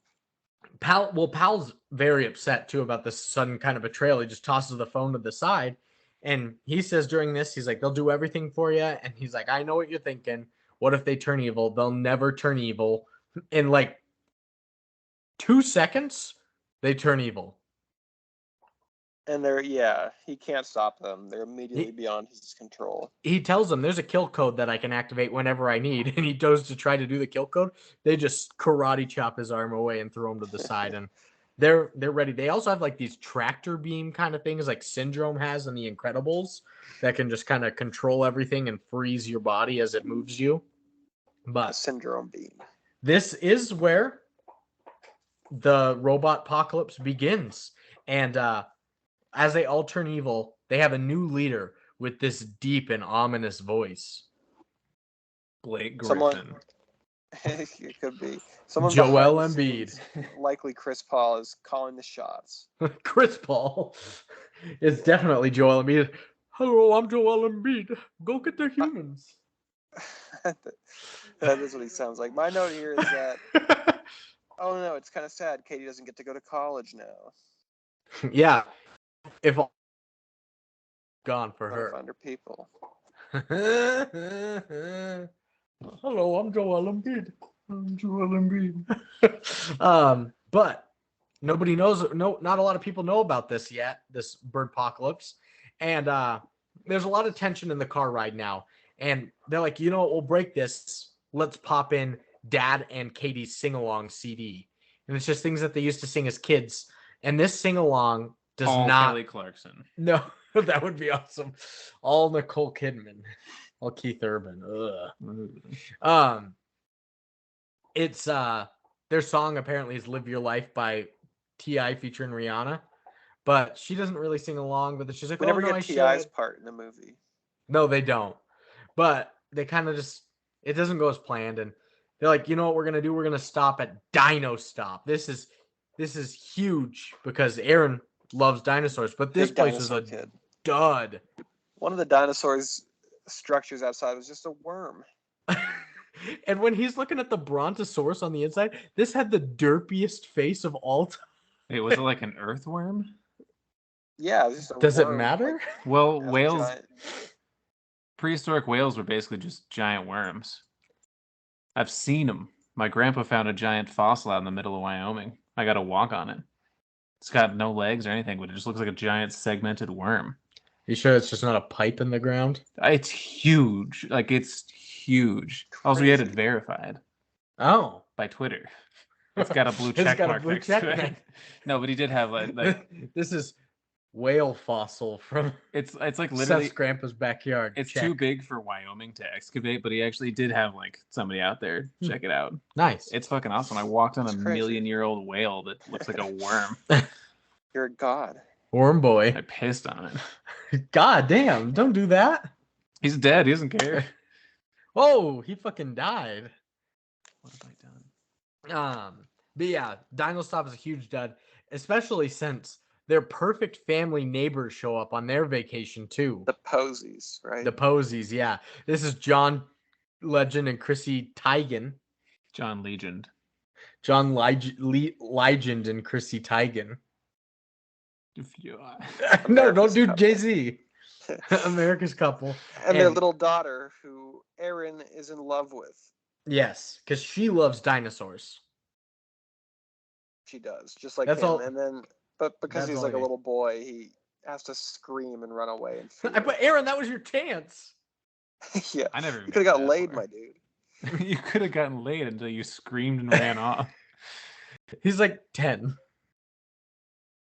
Snow White was like 14. I knew you were gonna say that. Aaron could have bagged Snow White. Ugh. Ostensibly. Body bagged because she's dead. Oh right. Exactly. Yeah. Ostensibly. Pragmatic. And yeah, this is where Seth kind of joined in because Aaron runs out afraid of girls, and in the reflection of the glass, you see what looks like asteroids coming down hard outside in pairs of two, and everybody starts to look and they check their phones, and everyone's phones just say, "Do not resist the robots outside." And they They're start to here. come. They're here and they come down. Robots capture people with these tractor beams and put them in quotes the human fun pods. Which aren't all that fun. No, they got free Wi-Fi Well- though. Little prison cells. They are little prison cells. And the Mitchells and the Posies make it out safe. The Posies just butterfly formation out the door perfectly. Mitchells try to recreate. Doesn't look good. And they're outside trying to run to the car. They lose Dad with one of the flying robots. Monchi's in a human fun pod. Mom and Mhm. Aaron are trying to save Monchi.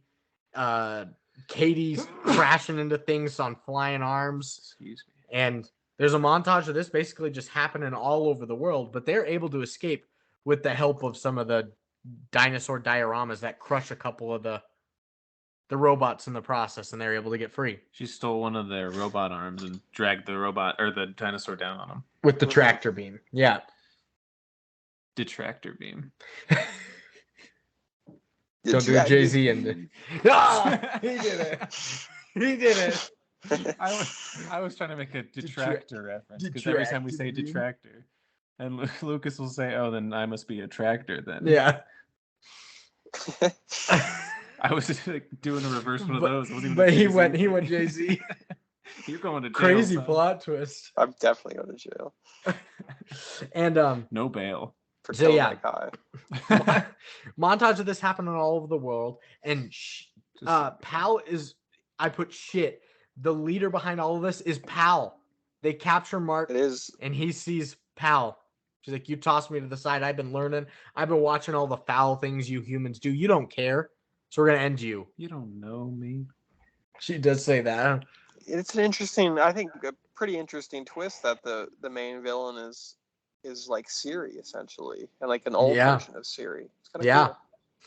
And her plan is humans aren't worth saving. She has data about all of them, and she turns off the Wi-Fi of the world. And you see another montage of all the different cities just Mass crumbling riots. because of it. Seth laughed here a lot because this is like really his first intro to like any of like the quirkiness to the film, because he came in right as the robots attacked. Mhm. It's true. And it's just people running around like, "Somebody take a picture of my food!" Will you unbox this in front of me? Yeah, I don't know if you took any quotes because you weren't expecting to be on here. I didn't. So I'm just gonna steal Remember whatever those I for can. later. Yeah. That's okay. And Katie checks her phone. Yeah, no Wi-Fi on her phone. Then they kind of meet Rosencrantz and Guildenstern, is what I put here. Except they're robots. They really are. Well, because she checks her phone and it says all humans have been captured, so the Wi-Fi is restored. But Dad destroys all their phones so they can't be tracked. And Dad and Katie have different plans. He says to stay put and lock them up, versus her Mad Max save the world kind of storyline, which is pretty fucking awesome. But I love Mad Max. they're gonna stay put. Katie and Aaron are talking on the ceiling or on the roof when they overhear two robots. And Rosencrantz and Guildenstern. yep, they aren't dead from the crutch, the dinosaur. They're just very defective. They're dumb. They're super dumb. And Katie and Aaron hear about the kill code. And but Katie falls as she's listening into them, and they're about to come basically take her away when they say stop. So they do. They listen to all the orders. All their wires are literally not crossed correctly. Yeah. They even tell them how to activate the kill codes. They just tell them to go to a PAL retail lab at the mall 80 miles away, how to get there, all the good shit. They say their names. They're Eric and Deborah Bot 3000. 5,000. 5,000, okay. That's my quote. That's your quote. Eric and Deborah bought 5,000. Now, who are they supposed to be? Rosencrantz and Guildenstern. That's what we're going to call them from now on. I don't know who those people are. They're Are kind they of people? Timon and Pumbaa in The Lion King, Mhm. yeah.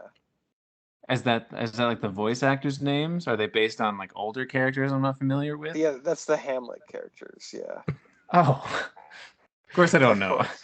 That's not in my top 5 Shakespeare. literally, Seth's looking at me like, I don't know. I love teasing Seth with Shakespeare. They'll get me every time because usually I can kind of suss out a solution to things. The first time you said Prospero and Seth was just like, what? Seth was in. Oh yes. I'm like that Adventure Time character where I have an approximate knowledge of most things, but like I don't actually know anything. And Shakespeare is a complete blind spot for me because I really don't like Shakespeare is a big blind spot for me, but apparently I do know a bit more than you. Lucas knows a ton about Shakespeare. English boy. Yeah, that's what my sister does too. You guys are super tight. Well, so they're Romeo the Homeo. Yeah, shout out my sister. Any of them. And Rat Boy. And Rat Boy. And so Katie really connects with her dad. They're like, he's like, we need to stay here. She's like, I learned to be bold from you, and that her and the world need him to be bold to save everything. And so they're gonna go to the mall and 80 miles away and do the kill code and get everything fixed. But then you get Katie talking to Aaron, and she said she didn't mean any of that. And she just said that to get her dad on her side so she can go back to her normal life at college. I just want to save the world so I can get away from my dad. That fucking hurt me. I almost cried again. I've cried twice, but I didn't cry. 5 more to go. 5 more to go. And she has this idea of to get by the robots is to camouflage the car decor and make it look like the road. And it actually works. They do it. It works well. Until Dad tries to teach her how to drive stick. He gave her a coupon to connect with her on how to drive stick, and so she takes him up on it, and they're learning. But the disguise comes off, and robots spot them, and amidst the robot attacks, he's still just trying to teach her anyway to drive stick. that's a pretty good dad moment. They're literally being Amidst thrown this in the air. Big giant dad chase. moment. The certified dad, just in general. And luckily, the defective robots are with them to help take out the attacking robots. And one They robot, too come in a lot of help. it got impaled, but they did manage. It did manage to video them driving away, and they put, which may come up. And literally, it comes up in my 2 notes from now. But you get this safety presentation for the foolish human air flights to outer space. All these human fun pods are combining to make a giant spaceship, basically. They also have a cool little section of robot art in this promotional video that I like. They did. I like the robot art. It had like little toasters and a painting. the artist's depiction of what the world could be like without humans, and it's the toasters bouncing on the ground. Yeah. You laughed a lot at that too. I was either walking Luna or going out to my truck for something, and I came back in and Brandon rewound it because he's like, "Oh, you're gonna enjoy this, I promise you. Just wait." Robot art is cool. Get ready, bouncing toasters. You're like, Get I'm in. this guy. Well, plus all the monologue. I forget what the robot was saying. Yeah. But it was funny. But so you get that. It was hilarious saying what's going to happen with the humans. It's basically going to send them out into endless space. That's it.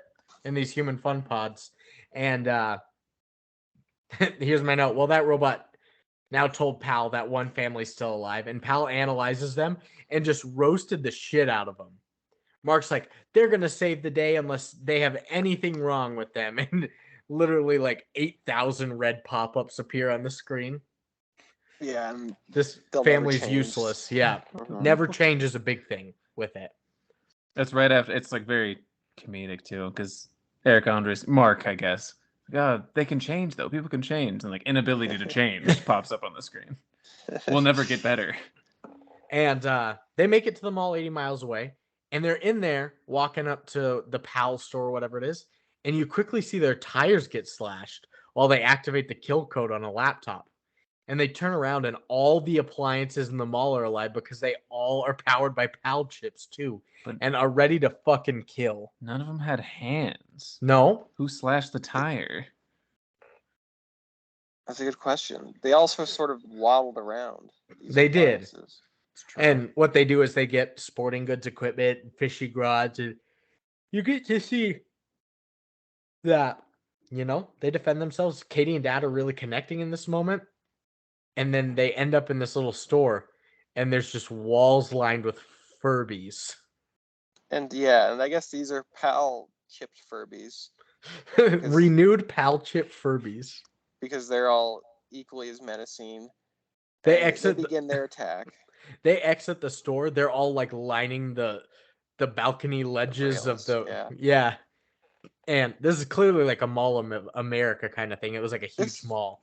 Yeah, and this is the best scene in the movie right here because they like kind of attack, and the dad shoots one with an arrow and kills one of the hundreds of Furbies. So they're all like, "We must have our vengeance! Summon the elder!" And the elder is the biggest, is a 2-story tall Furby. It's like 30 feet tall. The world's largest Furby.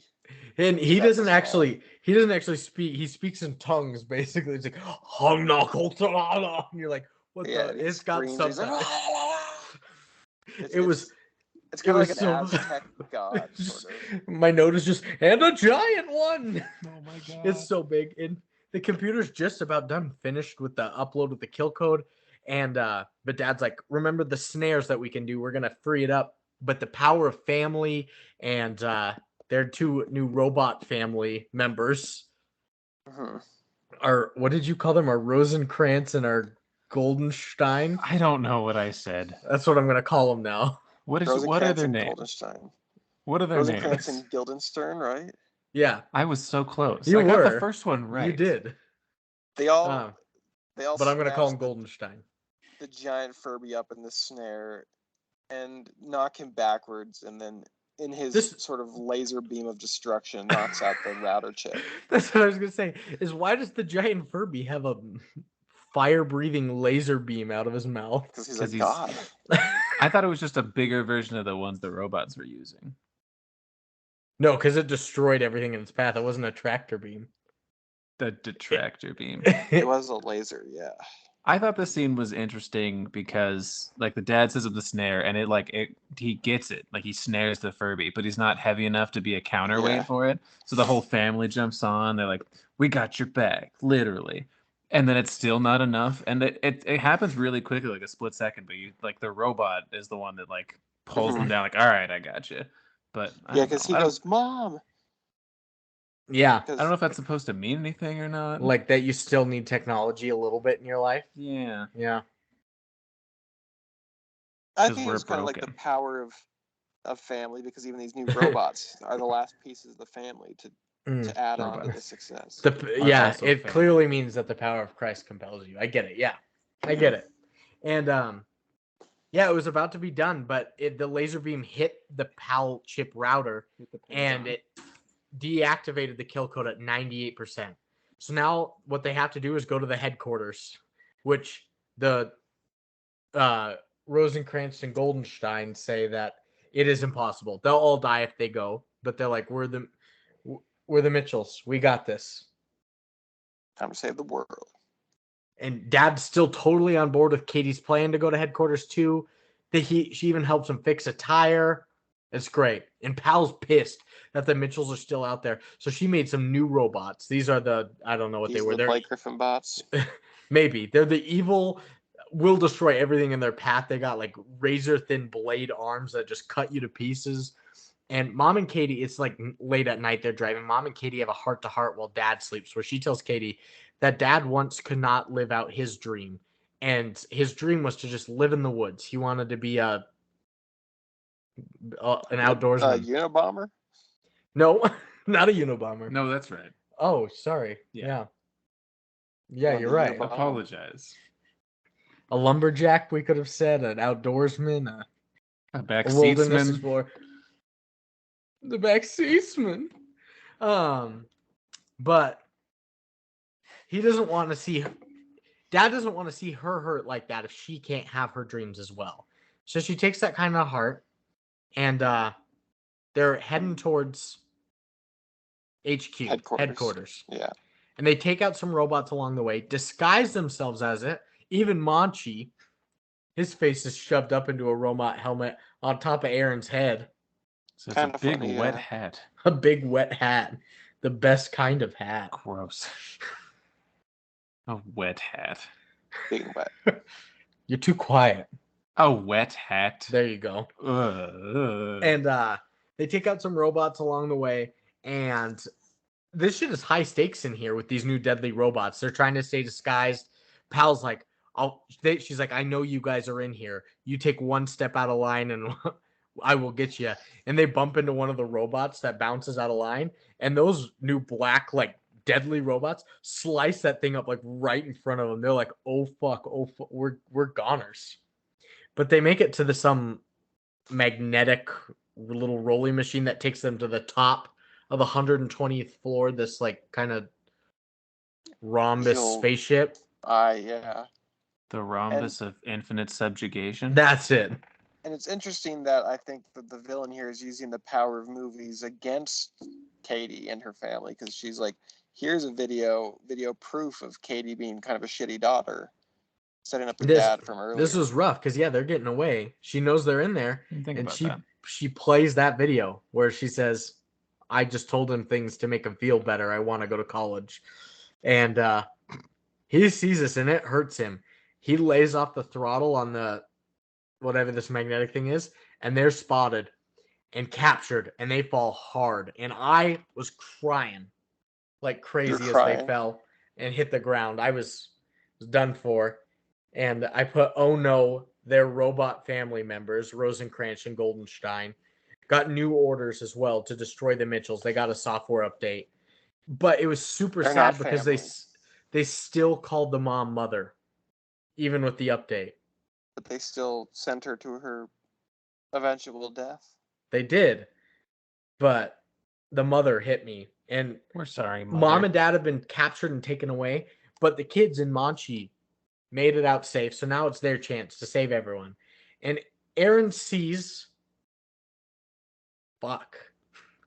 Aaron sees and finds the camcorder in Katie's backpack and accidentally goes the wrong way and goes back to the very first beginning. She had been taping over some of the family home videos. You try not to cry. I'm going to cry as I say this. Sees a video of her as a baby on there.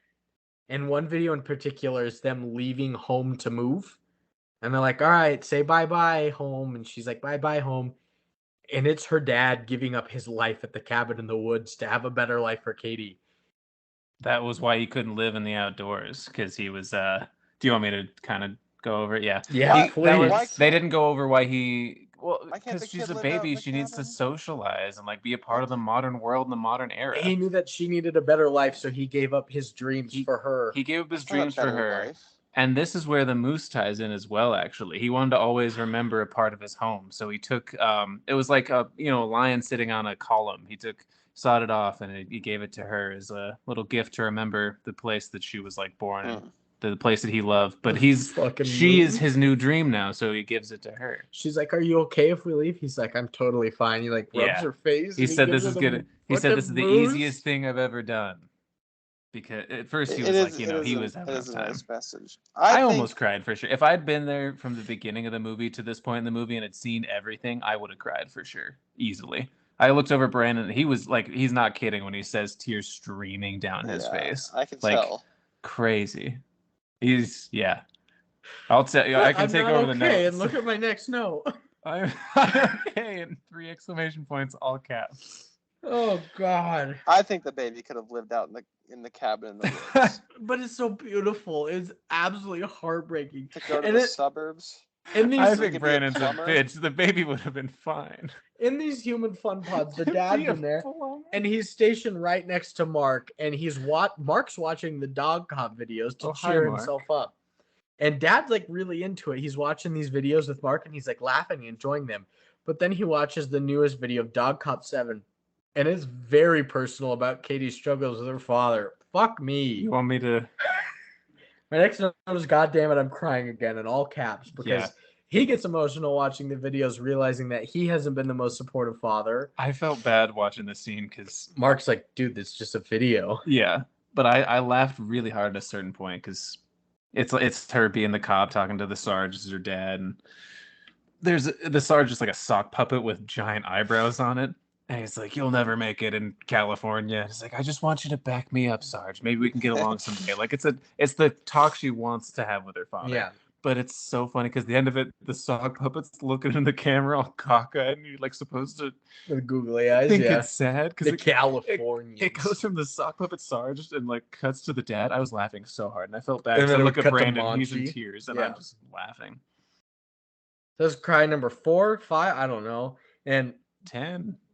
They find out as he's learning that he needs to be supportive of his daughter. You find Katie is driving stick on her own, and Aaron's not with her though. But she's using Manchi strapped to the front of the hood of the car as a shield. Oh shit! Because Manchi's own existence confuses the PAL pros, the PAL Maxes. Yeah, they can't figure tell out if it's a dog or a pig, so it breaks or their a system. bread. Or bread. Or bread. It just confuses them. So it basically parts the Red Sea of robots flying at him. Is Manchi helping that out? And Dad works with Mark to get out of the pod. The Dad's like, there's no way out. Like literally, there's this one thing here, but the only way we can get out is with a Robertson head number 3 non-stick screwdriver. But thank the Lord. What kind of psychopath carries one of those with him all the time? There's another quote of yours. Thank the Lord that he always carries one on him.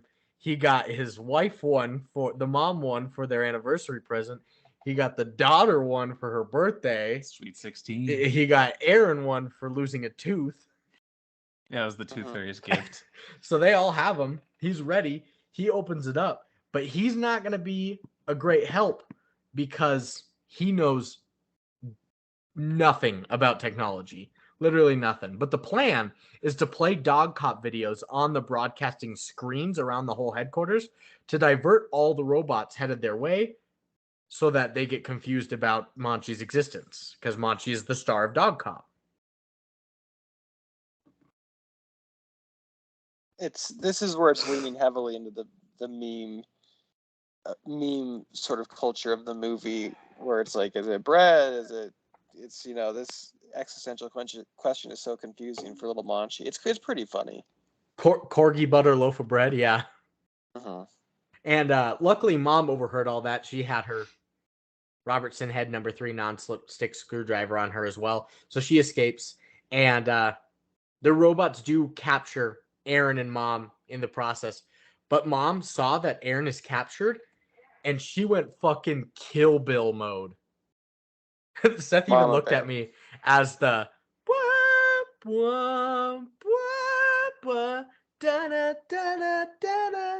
he's like, is this Kill Bill? I was like, this is fucking Kill Bill. And I've never seen Kill Bill, so it was honestly one of the better guesses I've had in my life. She goes apeshit on some of these evil destroy all, kill all robots, tears their arms off and uses their sabers just as swords, just ripping people up. She didn't have any qualms there. And Dad is trying to get this video uploaded. That's all he has to do. But he doesn't know whether he needs to update the software. He accidentally sets the language to Spanish. He might have activated Face ID. I don't remember. He couldn't remember passcode. Everything's going wrong for him. And finally, he's about to get it going when Rosencrantz and Goldenstein catch him. Okay, Zoomer. What do you mean, okay, Zoomer? It's just what you're acting like. Mm-hmm. You're saying much of zoomy shit. That he set the thing to Spanish and not English?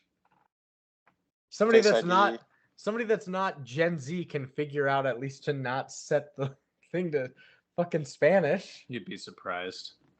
That's true. I'm surprised. I remember when I got my new phones with Marina, we got on our phone plan, and they were like, we're going to be transferring from your dad's service. My dad is very tech savvy. And they're like, so we're going to have to call him to get him to approve this. And the guy's like, can your dad handle his phone? Like, he had to ask that question very seriously. He's like, is your dad good with technology? Can he? I was like, all he has to do is verify it over the phone and like push yes a couple times.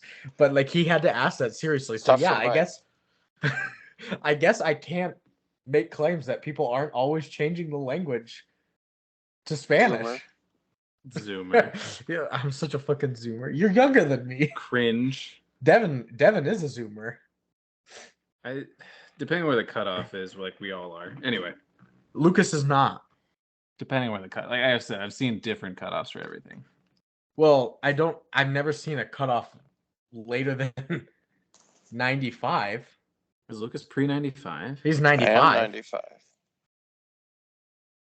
A lot of cutoffs start at 96. That's I'm me. a Zoomer. Yeah, that's us. No, you're Lucas for is sure a Zoomer. millennial. He's not for sure a millennial. Millennial's like Tyler. Oh, we don't. Tyler from fantasy football? Yeah. Hate that guy. Love that guy. Yeah. Yeah. A lot of cutoffs are like potentially 96, potentially 98, or 2000 at the millennium. I've seen like 94 to 01. Well, Devon is November of 01, so he's a Zoomer. He zooms. He zooms for sure. Oh my god. Yeah. Devon's youngin'. He's only a month older than Regan. No, wait, he's 2000. Never I was mind. gonna say. He's still probably a Zoomer. Anyway, Dad's so close to getting it. Those Rosencrantz and Goldenstein, they stop him. He gets captured by him. Got his ass. But they realize he's just trying to use a computer, and he is reprogramming his own self. And they're like, huh. Now you cut to Katie. She's just about to the top where Rhombus is when she eventually gets captured and is dragged up to Pal. And she gives this beautiful speech about why humans are important and especially family. And I'm crying for the 6th time at this speech. Like, there's so much sentiment coming from her heart. And Pal's sleeping the whole time. She's like, this speech is fucking Pals are boring. nice. Sleep mode. Sleep mode is what it was, yeah. And Honk shoe. Pal was like, all right, I'm done with you. And literally, because she was holding her in the tractor beam, dropped her 120 stories. Katie's dead. Yeah. It was a That's crazy end actually- of the movie. Yeah, that's the end of the movie. Katie dies. No, as she They falls, die. the screens all around her broadcast turn on to Dog Cop, and Dad comes down to rescue her with a tractor beam, like as she's about to hit the floor, flying on top of the 2 family robots as like skis, saves her. And now Dad and Katie just have to make it all the way back to the top and are jamming to their song "Live Your Life" by T.I. featuring Rihanna. And Mom and Aaron join too, and they destroy all the robots, take Pal, toss her down 100 stories to the water, but doesn't land in the pool. She do be missing Doobie. the Olympic-sized pool. She bounces off a like Umbrella. Poolside Ella, umbrella. Ella. Yeah. oh Moriana, Who? a T.I. Oh, Rosencrantz. Oh, Umbrella featuring Jay-Z. Is it? Yeah. Oh, I didn't know that. But yeah, In the clouds and the storms, let it rain. she bounces off the umbrella. She does. Ella. Right into the welcoming arms of our good friend Monchi. Jesus Christ. No. AKA Monchi. AKA Monchi. Mhm. And they say, Monchi, all you have to do is catch this. He's been a terrible catcher all along. But And his Lucas, eyes. What? your premonition came true. Exactly. It bounces off him, right? Well, you should. I was gonna let you really go into detail about it because you were like, oh, his eyes going different directions has No, to I- be a plot point. Premonition. It bounced off him, right? Like you don't quite remember. Oh, I didn't see the end of the That's movie, right. so- He did see the end of the movie. Wait, he So- didn't see the end of the movie? It does come in. So the pug, he's got the I did crooked see- eye, right? His I did eyes. Wait, see no, this hold up, specific pause. part, He yeah. didn't see the end of the movie? I didn't see the beginning. Let's move on.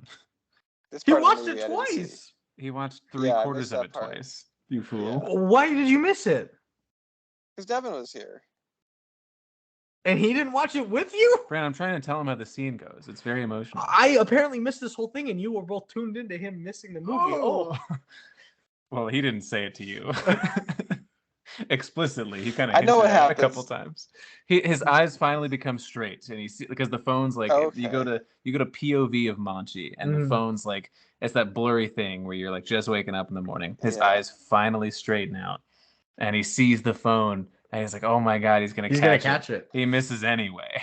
Like he gets his vision okay. correct, and then she bounces Pal's- into a glass Pal's of water. bouncing That's- off his nose okay. through the I air think- like, fucking stupid dog, you couldn't even catch me, and lands in a glass of water. Yeah, not a glass of water. No, my Yeah, And she I saw dies. that robot part. circuits. So Okay. I think I might have just missed the Monchi POV because I saw her in a glass of water, being like, "No, not the glass of water." Well, that's it, yeah. Monchi well- POV. Everyone in the world is safe now, and Sometimes I Aaron shouldn't say anything. Aaron even asks the neighbor girl out now that they saved the world. And I put, oh no, Katie doesn't look alive. And Dad comes up to help her, and she fucking pranks his ass. You knew she was gonna prank him. One of her big pranks on the road trip was seeing how many times Monchi could lick inside her dad's mouth. And he's like Uh-huh. over there. She's like on her deathbed. And she's like, come closer. And he's like, okay. And she fucking picks Monchi up and makes it lick inside his mouth. It was hilarious. And the robot family, Rosencrantz and Goldenstein, they really had a deep little moment there where they contemplated death. They were like, what is death? Oh yeah. Eternal darkness? They're like, we have to move on. But now it's a few months later. They're on the cover of People magazine, and they're dropping Katie off at school finally. And she says her heartwarming goodbyes. It shows Dad that she has that fucking moose with her.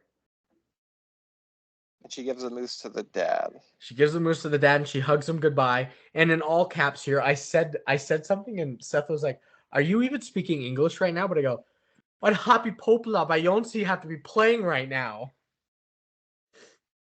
Is that the Mile Haha? No. No, that's Dragostiadin Te. Yep. Hmm. But you don't know Happy Popula by Yonsei Who? from the band Sigurus? So Sigurus is I know Sigur Rose, but yeah, and Yonsei is the lead singer. The blind or the blind the eating blinds, the blind. Icelandic singer of They're that eating band. each other? I don't know And why I said he that. does Just stream of conscious. He does a lot of like soundtracks. Like he helped with the How to Train Your Dragon one. He did. That's a great concept. I know. The blind eating the It's in blind. my- We had so many sketch ideas yesterday. 90% dog shit. How like many blind friends I eating the got? A blind. lot. Sketch idea, the blind eating the blind. How many friends I got? A lot. How many memories we got? A lot. How many moments we done cherish? A lot. Cherish them for my life a lot. What are we talking about? Happy Almost Popolo by over. Yonsei. Yeah. Yeah.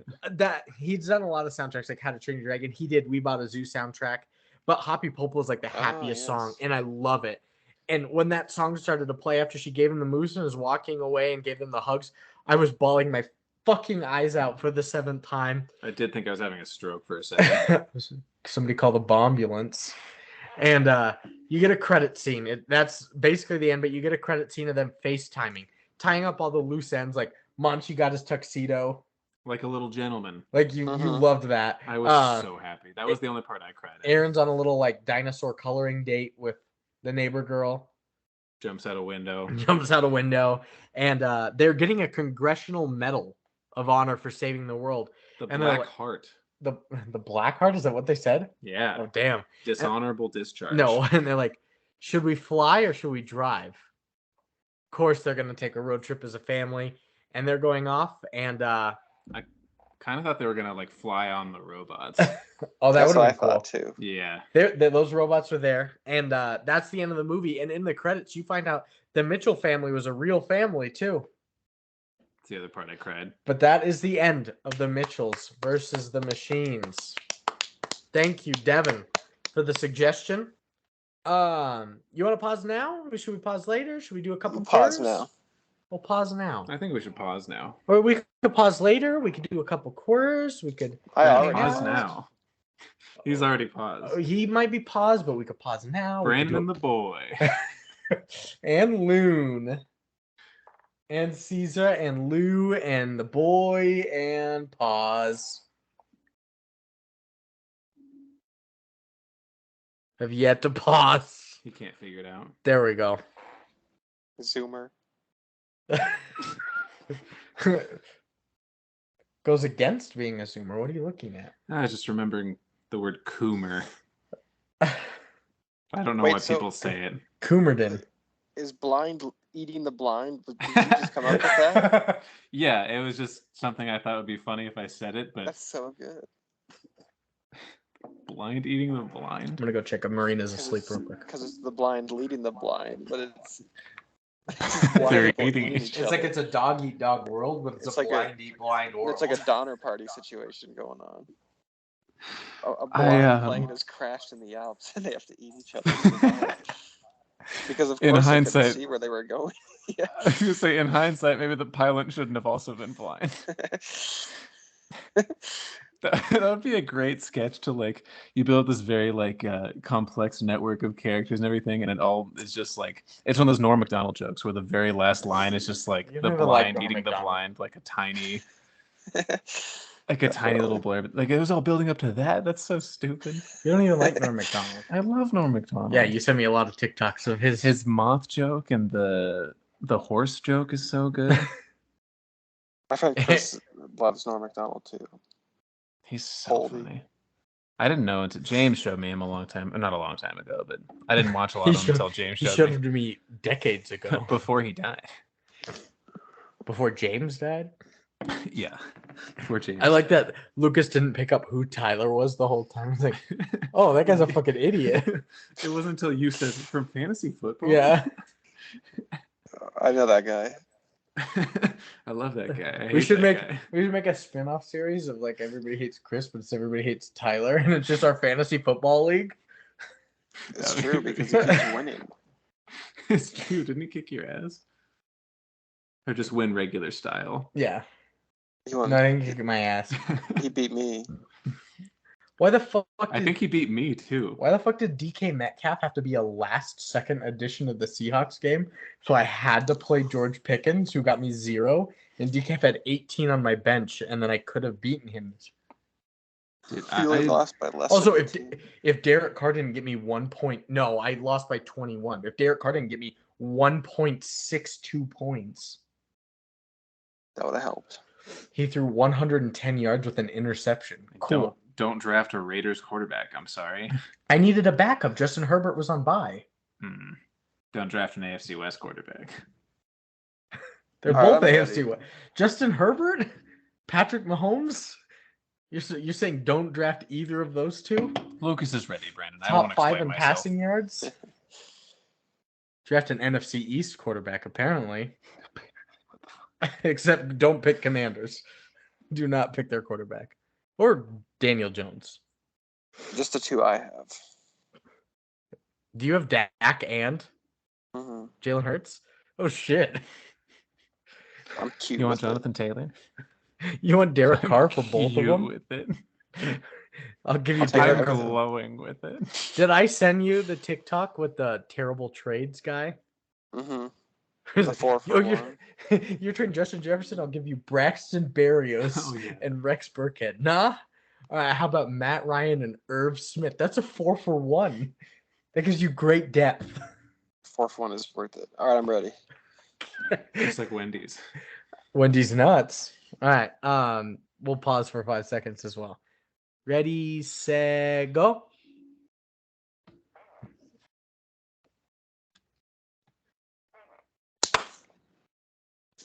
Yeehaw. Why'd you yeehaw so quiet, Lucas? That was my dog. That was Loon. Oh, I thought you were farting. Yeehaw. Just to cover it up, a quiet yeehaw. When you cough to cover up a fart, but you accidentally yeehaw. You do sound like a Zoomer, Brandon. Yeah. You just talked in like a live action meme. Like a lot of this movie. But no cat. A lot What? of this movie, yeah. Especially all the pug. Like, the fact they even had a pug. Yeah, for sure. Doug the I had Pug. to delay there, but yeah, me movie.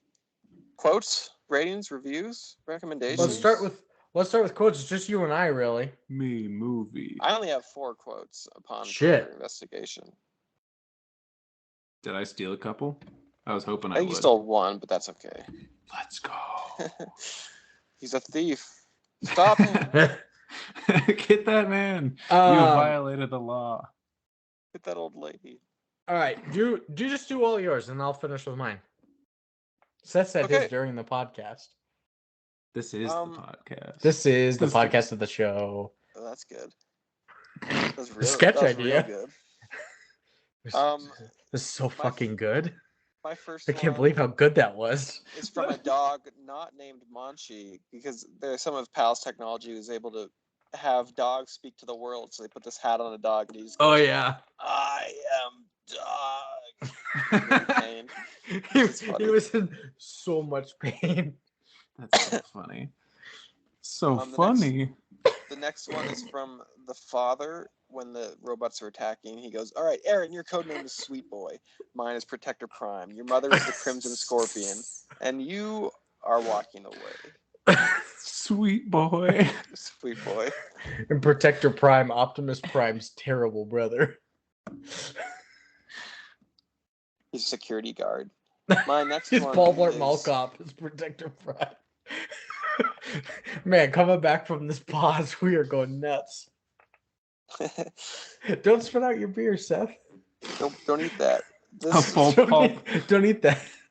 Sorry, so this Lucas. one is from Katie Mitchell, and when she's trying to rally the troops, her family, she goes, now what would happen if the Ghostbusters said, let's just hide underground and eat some dog? But I do think that the Ghostbusters said that in the second movie. Oh, really? So she's mistaken. Yeah. And my last one is from Pal. I think it's from Pal, when they're showing off the headquarters, she goes, "Welcome to the rhombus of infinite subjugation." Yeah, I did steal that. you did steal that. That was it. Okay. I would love a Paul Blart remake. Everything's the same, but he's Optimus Prime. Yes. Okay, my very Segway's first. a transformer. That's the natural progression, right? That's Bumblebee, I feel bad for the Transformer that has to be a Segway. and that has to be written by Kevin James. Oh yeah. Here I go again. My first one is like the very beginning of the movie when they do the flash forward kind of thing. It's the robots, and they do it again. I'll fucking do it again. They do it again, and they say it. It's one of the robots as they drive towards them. As she's like, "This is my family, and we're gonna save the world." One of the robots goes, "Is that a burnt orange 1993 station wagon?" Or is it, and just gets destroyed? I was like, he's very specific about the car in What a else could dark it be? tunnel. Or are you just happy to see me? There is another one where it's when they're packing up to get ready to go on the car trip, and she goes, "There's this girl Jade that totally gets me, and there's a mixer." And Dad goes, "Well, what about hours alone in the car with your family? You and me." Very It's gonna be your aggressive. eventual girlfriend. Yeah. This is when she checks her phone to see what's going on at college on the road trip, and Dad goes, "What could possibly be better at college right now?" And she checks her phone, and there's just a video. "We put a slip and slide in the dorm. It's amazing." And the guy goes down the slip and slide and goes, "This is the best day of my life. I'm making lifelong bonds." Yeah, that was kind of funny. You That said would that also was at the suck, end of it? though. Huh? You said that was at the end of it? At the end of the video? At the end of the movie? No. Oh, okay. This is like what she was missing out on. Yeah. Yeah. Oh, But okay. I'm Slip making and slide in lifelong the bonds. dorm room would just be horrendous. Yeah. It was in they the did that dorm in my dorm, hallway. If they did that in my dorm hallway, I would We'd be written go up for Jack sure. We had a Torrance on Nerf war, We did have a Nerf and war. they told us we couldn't do it again. I hit Hunter in the face with my Nerf sword so fucking hard. He was like, "Guys, we need to calm down." It's like, "You were hiding around a corner. What the fuck was I supposed to do? Get shot? I'm not gonna die. It's a 1v4 right now. It's Justin Jefferson versus Braxton Berrios, Rex Burkhead, Mhm. Matt Ryan, and Irv Smith.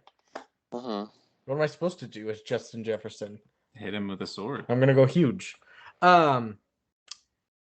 Here is the 7-hour mule tour. He goes, she's like, "Wow, this scenery is really beautiful." And Dad's like, "Well, I signed us up for a 7-hour mule tour." And she goes, "Dad, doesn't that sound steep and dangerous?" He goes, "Katie, what could go right?" And then it just cuts to the craziest storm. And he goes, "Get to the bridge if you want to live." And the mom goes, "But what about Prancer?" And it pans to just a mule just drowning in the river. And he's like, "Prancer belongs to the canyon now. We gotta go." She belongs to the sea. A little dark. Yeah. I It was love it. so dark. I have to rewatch this. We could watch it now. I don't work tomorrow. This is one of dog. This is a dog cop quote. Katie Mitchell as Monchi goes, "I'm here to bust criminals and lick my own butt, and I'm all out of criminals." Oh yeah. Mhm. Oh yeah. It's like a Dirty Um, Harry thing, I think. This very beginning, I Aaron's thought that was Duke Nukem. Did he steal that from Clint Eastwood? as Buddy I Thunderstruck. think so. Bloody They might- thunder. He's I'm here to chew bubblegum and kick ass. Or backwards. I'm here to kick ass and chew bubblegum. It is a All Dirty out of Harry bubblegum. quote. That's from Pat originally. Yeah, I just don't respect Clint Eastwood, and I don't know why. sure. Is that ungrounded? He's kind Um, of a phony artist, yeah. Okay, it's, cool. it's okay. I don't have to watch any. Yeah. Yeah. This is the very towards the very beginning when you're getting introduced to Aaron, and he's flipping through a phone book, and he goes, "Hi, would you like to talk to me about dinosaurs?" "No." "Okay." Crosses out in the next name in the phone book. He's on the K's, like everything's been crossed out, and he goes, "Hi, would you like to talk to me about dinosaurs?" And I He never took that. found. I took that down because I was like, "That's me." And Marina goes, "He definitely is on the spectrum." Are you on the spectrum? I don't know. We all are technically. That's true. This It is a one. spectrum. The spectrum of life. This is one. They're bored in the car, and they're in the car bored, Yes. and they're driving along, and all these robots are dead and whatnot along the way. They had just escaped using the Rick Mitchell special. And they're like, let's play I Spy. And Katie goes, I spy a flaming hot IHOP. And it's sad, but it smells incredible. That's pretty funny. That was amazing, Dad. You're like a top-heavy James Bond. Oh my god. Yeah, he said James Bond's a skinny him. Yep. Why are those guys' heads exploding? And it says, why aren't these guys' heads exploding? We can tell the difference between dog and pig and bread. Penultimate quote is from Mark.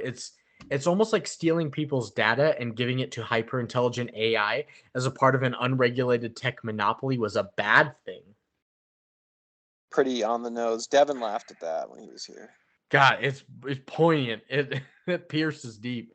And my last one is a Furby quote. This is when the elder Furby comes out and he's speaking in tongues. So it's kind of broken up in segments, but I put them all into one because he's just, and it's just, behold the twilight of man.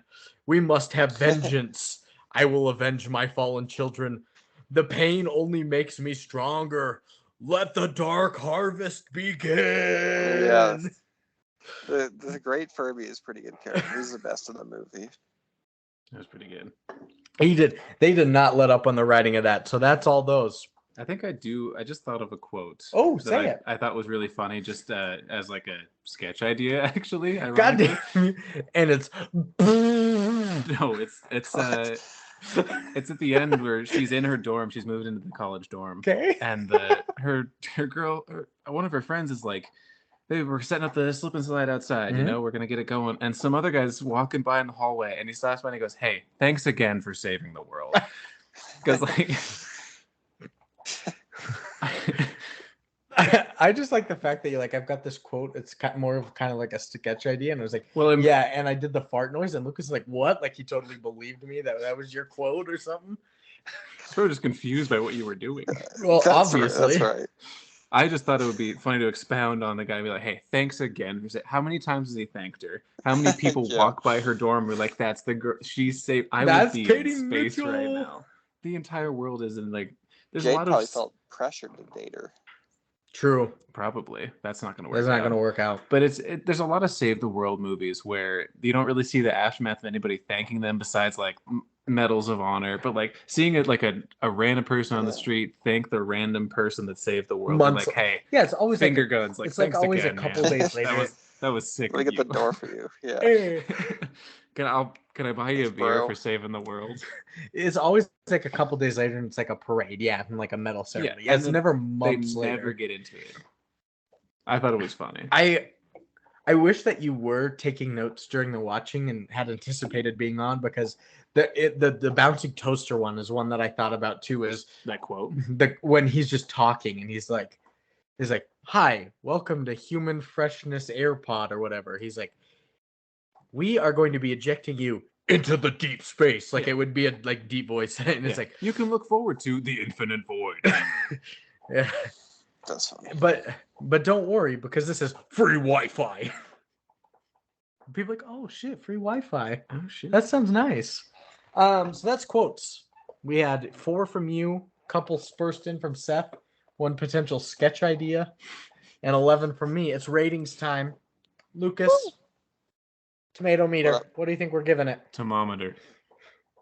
I know the bomb, the thermometer is going to be pretty high because it was a Academy Award nominee for Best Animated Picture. So I'm going to Sure. say 94 Okay, Seth? on the thermometer.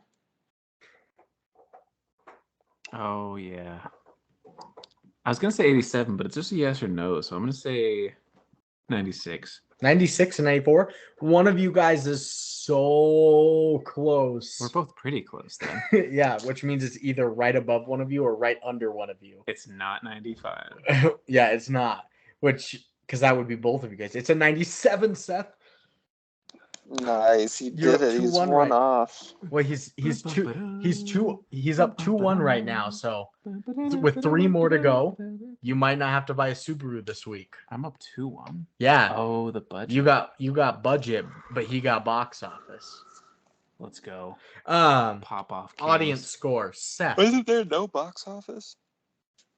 Yeah, but we took a guess on how much Netflix bought it for. Right. It's still thermometer. Yeah. Well, no, Rotten Tomatoes, but audience score. Yeah. Thermometers, strictly critics. What is this, popcorn? No, A clock? it is a popcorn thing. So I can see pop, that. pop a clock, a thermometer. What the fuck did you Cringe. say? I feel like the audience always takes themselves too serious in these. I'm gonna say 92. Okay. I'm gonna say a 94, Jeff. Okay. It's an 88. Sets up 3-1. Good answer, Steve. Luca's gonna need to come back right here. Metascore out of 100 on IMDb. I'm gonna say a 7.9 Stanley. So 79. Okay. Not a bit.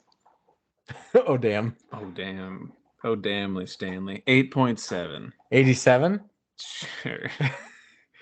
It's funny because I know when you guys are like doing it as a joke and say the wrong thing, This time it but was not. For both me. of you guys this time were like shit. Yeah. And I even said out of I'm 100. gonna tell you, every time I've done it has not been a joke, except for once Exactly. where I noticed Lucas was doing it, and I was like, "Oh, I'm gonna do it." Yeah. because I saw a look in his eyes that said, "Oh, I know I'm doing this wrong." I I'm was pretty like, sure. "I want to do I'm it." pretty sure it was Drop Dead Fred. Every other time, I'm dumb. I was drop dead Fred all along. So 79 and 87. Yeah. Lucas is our winner. It's 81. You really do Redemption. have his finger on the pulse of the critics. All right. So you guys are Always either going to have. be either splitting it. It's always been Ohio. We're going to switch it up from a Subaru. We're going to do a. Same as it ever was. We're going to do a Honda today. I owe a lot of things to people that You owe listen to 2 this podcast. Subarus. 2 Subarus, all the merch, and a giant hat. The giant hat could be the merch. We don't know. And there's only one merch, so and it could That's be a true. giant I don't hat. have to give it to everybody. So, last, you're either splitting a Honda or Lucas does it all for it. Seth, Or you. audience score out of 10.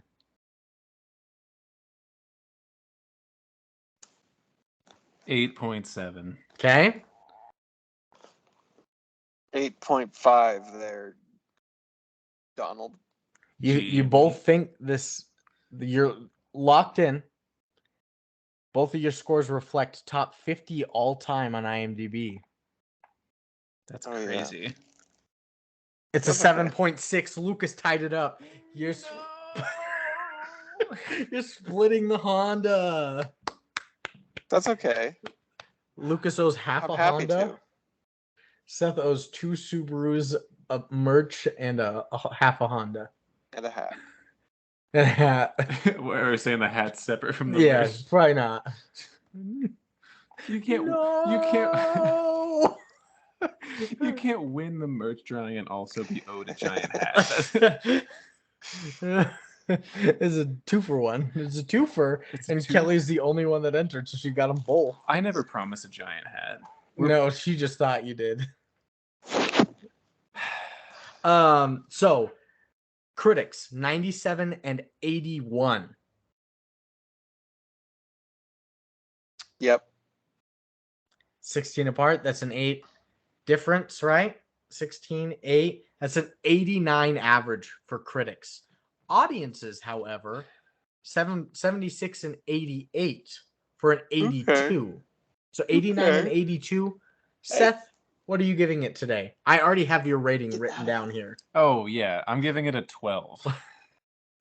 A 12 out of 10. Seth was watching it last night. He's like, this movie rocks. I need to watch the whole thing. I'm giving it a 10. He's like, one scene happened. He's like, you know what? Bump it up to 11. No, Yeah. I hate odd numbers. Give it a 12. And the thing that bumped it, I was already a 10. And the thing that bumped it up to 11 was there's a scene where the Rosencrantz and Guildenstern. Hey, you got it right. Nice. They like save the dad while he's falling. And he's like, why aren't you guys dead? Because they hit the kill code and all the robots had died except for those two. And he's like, well, we saw that you could rewrite your own program, so we did too. And he drew eyebrows on himself and like the pointed towards the nose, angry determination. And I was like, that's so fucking like I teared up a little bit because that's so funny. It's so cute. Lucas, just so you know, Seth has now had 3 films at 10 or higher with this. And those are Space Chimps, Aladdin 2, and The Mitchells. So he's big on animated. Seth Seems is. that way. So, And small on Aladdin rules. 2. Very small on rules. When I listened to Mel, you did give it a 10 actually, but then you said actually it's a 4, but I'm going to give it a 10. Yeah. Well, there was another one. I think it might have been Space Chimps. You didn't let me give a 10, but we've kind of not posthumously. None of us are dead. Yeah, I can play. It's definitely right. You're right. Wait a minute. Are we all dead? My spirit died a little while ago. Lucas, score today? It's going to be a 7.1 for me there, Okay. Jim. Maybe a low for you guys, but the animation style, particularly for me, wasn't exactly my favorite. I did think it was a pretty great story and a pretty good allegory for an anti-phone message, which I can get behind. And I think the Eric and Deborah Bot 3000 were the best, or 5000 were the best characters apart from the Elder Furby. I don't know. I don't generally like animation. I don't generally like non-traditional animation styles as well. So I think this was a little pleasant surprise. If not, I can't get it behind as much as you guys are. So 7.1. You're saying this movie's 8 times better than Space Chimps, at least?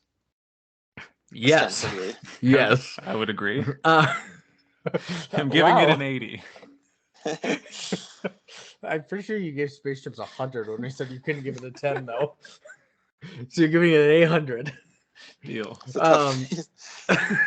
Did Devon give a rating at all? Mind. He did not.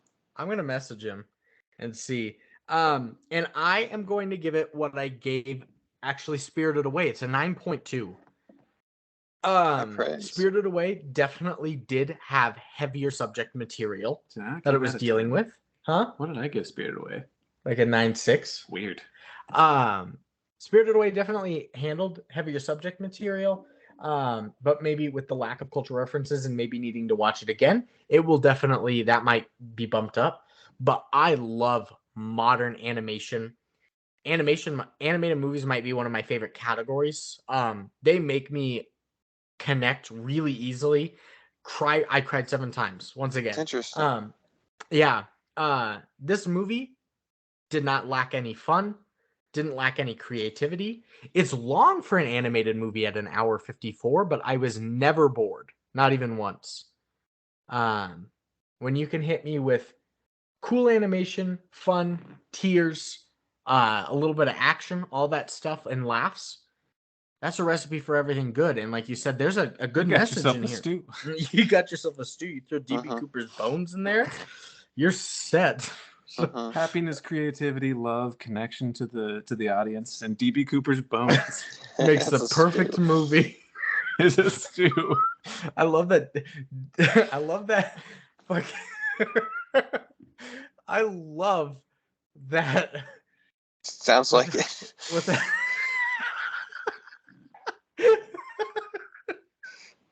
I love it so much. Yeah. Movies. Oh. Power of cinema, folks. That was I just tried to message Devon and say, "What is your rating?" And it autocorrected it autocorrected to "What is you eating?" Send it anyway. No, I already changed it. Sorry, Lucas. What was I even saying? So a 12, a 9.2, and a 7.1 for an average of some number. 19.1, 28.3. That's going to be a 9.4. Steve. What I was going to say is I love that frickin' Without a Paddle came out like mid-October and we still reference D.B. Cooper's bones in November. So, it's spook time. I messaged Devon. We'll see what he says if he's up. We're going to get into some reviews.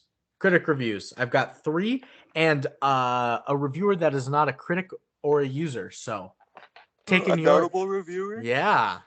First one is Benjamin Lee of The Guardian. They say the frantic anything go nature of their films speaking of Miller and Lord, both in tone and visuals, belies a tight focus on storytelling and dialogue with sight gags and set pieces used to supplement rather than distract. And it's also genuinely funny, a credit not only to a hit-a-minute script, but also to a finely picked cast of comic actors and unusually high caliber. 4 out of 5 stars. Okay. I did think the casting was very good in this. Yeah. Next is Matt Fowler of IGN. He says, The Mitchells versus the Machines is a ridiculous, riotous, and relevant adventure with a great humor and winning sentiment. It's fast-moving and gorgeous to behold, filled with quirks, quips, and a lovable goblin-like pug, voiced by the Instagram-famous Doug the Pug. It's a good time for both younglings and elders, delivering an intelligently goofy rush of new animation and old emotion. 8 out of 10. Okay. Also 4 out of 5. Yep. I do like it. A lot of pug play. It is pretty good for both adults and kids, too. And my last one is Brian Tellerico at RogerEbert.com. Big Rog. R.I.P. Like a mashup of an 80s family road comedy like Vacation and the visions of a tech apocalypse foretold in films like The Terminator, Netflix's Mitchells vs. the Machines is a lot of nostalgic fun, but told in a modern style, and stating that it is threaded with clever commentary on our reliance in tech and featuring some incredibly strong design work. This is a pleasant surprise for families looking for something new this season, and one of the more purely enjoyable Netflix animated films in a while. 3 out of 4 stars. Movies. Thanks, Lucas. So 77 from these 3 critics. My one notable reviewer is Bong Joon-ho. What the fuck? Yeah, he's a notable Parasite director. Director of Parasite, Snowpiercer. I just watched his movie Memories like of a Murder Snowpiercer. the past couple Memories of months. Murder? How was that? Very good noir movie. Very Didn't good. he do Okja? He did do Okja, yeah. Okja? That's how you say it? How's Parasite? I want to watch that. Parasite's so good. Okay. And he did the Snowpiercer movie, not the series, right? Correct. Mhm. Okay. Which is so good. Yeah. We watched that in the dungeon together. Did I we? think. Yeah. I don't know if I was there for it. I've seen it, but I don't know if I watched it with you guys. Bong Joon-ho just all he said was one of my favorite films of 2021. Bong. Oh, thanks, Bong. Yeah. I do think that this I enjoyed more than Encanto or Luca. I think this is my favorite animated film of 2021. Okay, interesting. And we're getting into reviews. First one is Snoopy Style. That's me. That's not Seth. The He first waited for reviewer this guy. is that. the first reviewer is Who's not got 2 thumbs in his Snoopy style? not this guy. It's this guy. Yep. My first reviewer is not Seth on May 9th, 2021. Oh. Snoopy Style. Yeah. It's not Seth. On May 9th, 2021, they say, this has a lot of Gravity Falls sensibilities, and I love it. I love the animation styles. I love the family. It's a quirky family. It's a quirky family with a wild, outrageous world-ending apocalypse, and it's fun. My only complaint is that it might be a bit too long. Of course, I would like to add another scene with the Posies. It would be great to have the Posies return to cower in a gas station and telling the Mitchells to hide. It would be the inflection point and a call to arms moment. As it stands, the father acquiesces to his daughter. If the Posies come back, little Aaron could gain confidence to be heroic, Mother Linda can strive to show her family's worth, and father would still be the last to join. It would work better with a better catalyst. All in all, this is a fun movie and everybody should watch it. Afterwards, you can binge Gravity Falls. 8 out of 10. Kind of weird to rewrite a pivotal Yeah. moment in a movie in a review. Interesting though, it's a bold take. I don't know. Is it a take or a suggestion or just like a personal preference? Or It's just weird. bold in general. It's just weird. I'm a weird It is guy. weird. You're just a And guy. he's not wrong. Yeah. Next up is Isn't he though? Georgia Asimoglu. October 18th, 2021. Awesome. Seth? That's it. Georgia Asimoglu. I've heard that name before in a dream. It's on my birth certificate. Black Czar Bliss Tigers. They say this movie was incredibly cringe. No. And you're supposed to be so mad at that right away. I've heard Just for that, cringe. you know, I've been saying cringe a lot. Yeah. And people in my personal life have been saying it's cringe to say cringe. They don't like that I say it. Yeah, I can see that. So this guy is me. Is super cringe. This movie was incredibly cringe. One of the worst movies I have ever seen. Too many cliches, which is supposed to be cliches, and stereotypes. And what's with the protagonist looks? Okay, I mean, she tries to differ from others and be special and tries to fit, but she looks like dirty and a mess. Spit much? There's spit on you. I'm sorry. That's a good complaint. She looks dirty and a mess. I couldn't even look at her dirty hands and nails. I mean, you don't need to look like that to be that different. The plot was meh, and the message didn't even get to me. One of the worst boring movies ever. I can't believe the good reviews. 3 out of 10. This guy just like admitting how dense he is. The message didn't even get to me. I'm too dumb. The message is ham-fisted to you about literally reliance on technology. The dirty girl. I didn't get I get like the family message and everything, the technology reliance, but what about the dirty girl? And Like- not, you know, metaphorically, literally. It's literally an apocalypse. Give her a break. She hasn't had time to wash her hands. My God, chill out. He's so mad. I laughed so much when I read that review. Why is she so dirty? The whole family is, buddy. You're so quiet. Next one is by Feast Mode. July 12th, 2022. They say this is a well-made movie with some good writing. It's pretty funny and does a good job investing you in the story and characters. And the animation is really great. 6 out of 10. My man. It cracks me up when people are like, I have nothing but good things to say. 4. Average. It's a man with a high standard. I can't even imagine what they would give a 10. Like, that was only positive remarks. This song brought my mother back to life. This movie, sorry, not the song. It's 7 out of 10, yeah. 7 out I of was 10. going to say 6. Oh, that's so funny. This one's weird. By Damian Phelps. June 19th, 2020. He's 2021. He says, this movie is Ripper. But let me be completely honest. It's all about the dog. The best dog pig loaf of bread I've seen in years. Tremendous fun. Highly recommend. 9 out of 10. This is the kind of guy that says, what a heckin' chonker on the internet all Yeah. fucking day. Definitely. I'm pissed at that review. So you know Bozzy, who does the Paradise song? Of course. I found out he did Smile the You're so fucking precious when you smile. Bleh. He sounds did like that Bozzy. song too. But Marina loves the Doge version where it's You're so heckin' precious when you bork. And then he just borks a bunch of times. This guy probably loves that song. He definitely loves that song. Mhm. Next one is by writer of The Office, Lee Eisenberg. Bobby My Lee God. Eisenberg? October 12th, 2022. Wow, that's less than a month ago. It's 3 weeks ago.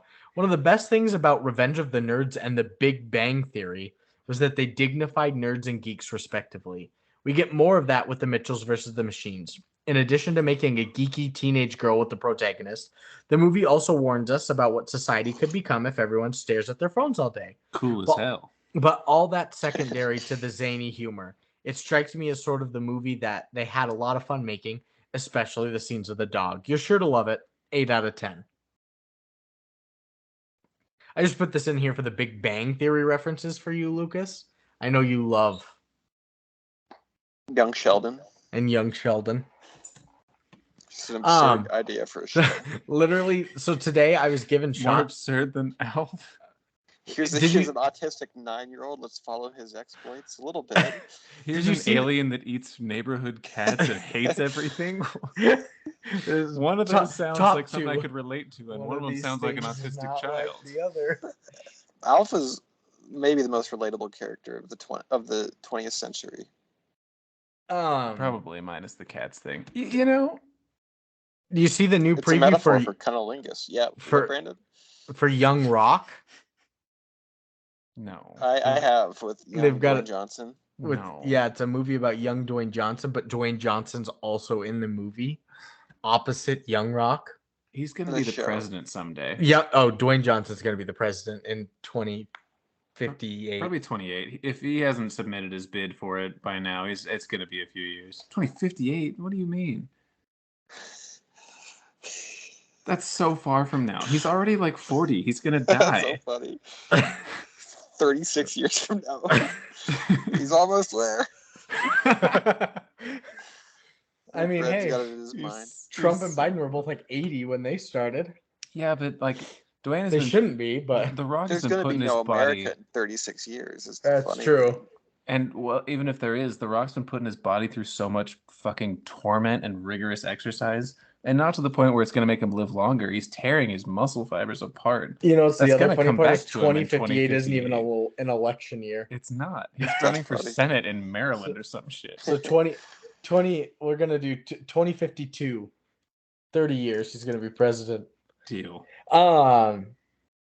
Today when I was giving somebody a shot and she was like, "Wow, I didn't even feel that at all." And I was like, "When you're coming back for your COVID shot in a couple of weeks, just ask for Brandon." And she's like, "I'm not going to remember that. I'm just going to remember the young pharmacist with the young face." And I was like, "You could just ask for the short pharmacist. Everyone else is like 6 foot or taller." Like they are, actually. 6'5", 6'3". Why would you do that to yourself? Because like when I first started, somebody came in and they're like, "Hey, the short pharmacist told me this," and everybody was like, "Brandon," and I was like, "I didn't tell her that." And like, "Oh, it must be Chris, who's like 5'10", like average Sure. height," but they're like the short, and everybody just looked at me. But she was like, "I won't remember that. I'm just gonna remember the young-faced pharmacist." She's like, "I'm just gonna call you Doogie Howser from now on." But I thought she was gonna say Young Sheldon. I refrained from saying it. That'd be funny. I thought we were having another Connor's wedding moment on our hands here. Penultimate review is by Quinoa1984. That's not me. Quinoa.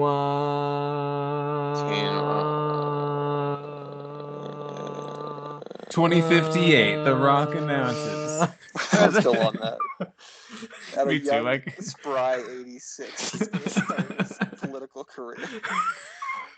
He's got no legs, but he's got twice the heart. Literally. He stole several. I don't know why he's like... I really hope Grandpa that Luke. Rock. He steals it from his grandkid. I need these for my campaign. It's for the greater good, brother. Bye, Brandon. Grandpa, your last movie was 30 years ago. Who's going to know who you remember you are? And why are they going to want to remember you? It's about the tequila, man. Terramana lives Yeah. on. Terramana, 36 years in the future. I didn't realize Fucking aneurysm. in his song with Tech Nine when he's it's about drive, but it's about power. I'd never listened to the full verse before. At the very end, he finishes the whole rap and he goes "mana" and just like fucking promotes his tequila.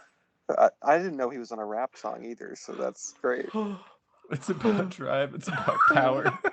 Put in the work. Put in the hours. We stay hungry, we devour. And take what's ours. Our grandchildren's ours.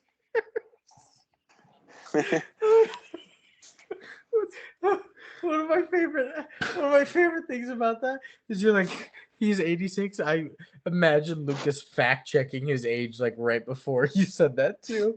Is he actually did gonna be it before. 86? Oh, Yeah. great. I anticipated this moment before we started recording. Well, when you said The Rock's going to run in 2058, I want to make sure that was a year he could be alive in, first off. You're a man of Which science. it's not. So when I compromise to 2052, he's just gonna be 80. Yeah. And he's not going to age well past 65. He doesn't even have any legs. He has to steal them. Yeah. So we have one review left. I do. This is One Quinoa. review left. They say on May 3rd, 2021, they say my first impression was to say clearly the thing that a Goofy movie was missing, or even human character parts of Toy Story 3, was the AI supercharged Robopocalypse. But it's much more artistically ambitious and driven by a theatrical hyperkinetic vision than that. Thrilling, heartfelt, hilarious. It's got deliriously and constantly inspired animation, an aesthetic that works for and earns respect within 6 minutes of when it starts. Without question, this will inspire a ton of young people to go to film school. And hey, maybe one of you will call your lovable doofus of a dad and see how he's doing. Mitchell's vs. the Machines is about how to or how not to connect in a family. I think he was different crying just now. Yeah, this is me as the reviewer, Quinoa. Well, you were laugh crying, and then you just start getting like sad crying. Mitchell versus the Machines is about how to or how not to function in a family, and why having a simple conversation can do a lot for a dad. Oh, and Furbies will kill you all. And more than comparing to a Goofy movie, you know what this is? It's The Simpsons back when it was great. Cutting edge, satire, self-conscious, and knowing so deeply about culture right now, but with a heart as big as a rhombus. 10 out of 10. As hard as big as Dwayne "The Rock" Johnson's. He's got all his grandchildren's hearts in his chest. I think that's a pretty good review, but it's weird to like bring up other movies and being like, that's what they're missing, the robot apocalypse for like a Goofy movie and Toy Story. And then also throwing in, hey, daughter, can you call me every now and then? Is Quinoa a dad? I don't know. It sounds like it. And my ultimate review is by Creatique. January 2nd, 2022, they say, The Insurrection. If you are woke and support their nonsense, then you will be happy with the movie. The main character has a flag pinned on her jacket to make sure that this movie this good movie is submissive to the herd mentality. 1 out of 10. I was kidding about The Insurrection. I know that was the 6th. That was probably my dad's review. I'm sorry. Oh. Fucking weirdo. And so that is reviews. Recommendations. Are we recommending, Lucas? Yeah. Especially if you are having a child. Oh, okay. If you're expecting to expect. Exactly. Expect the unexpected. That's called an abortion. Jesus Christ. The end of this podcast is nuts. We need to leave. Devon didn't tell me anything. Seth, you rated it a 12 out of 10. Are you recommending? Are you recommending? Of course. I cried 7 times. I'm doing whatever you guys are doing. Okay. We got 3. Oh, he fucking died. I'm in that herd mentality mode. Hating flags pinned on people's chests, apparently. We are ending it this week. Next week. Thank you, Devon, for the suggestion. Thanks, Mitchell's and the Machines. Yeah, that was actually fantastic. Thank you. Jokes aside. And next week, we are going to be getting into a Lucas choice that he suggested a long time ago. A little ditty. Avenuity. Called Even Dwarves Started Small. Yeah, it's a nice little art house pick from a critically acclaimed foreign director, Werner Herzog, and I think we're really gonna have some nice, thoughtful things to say about it.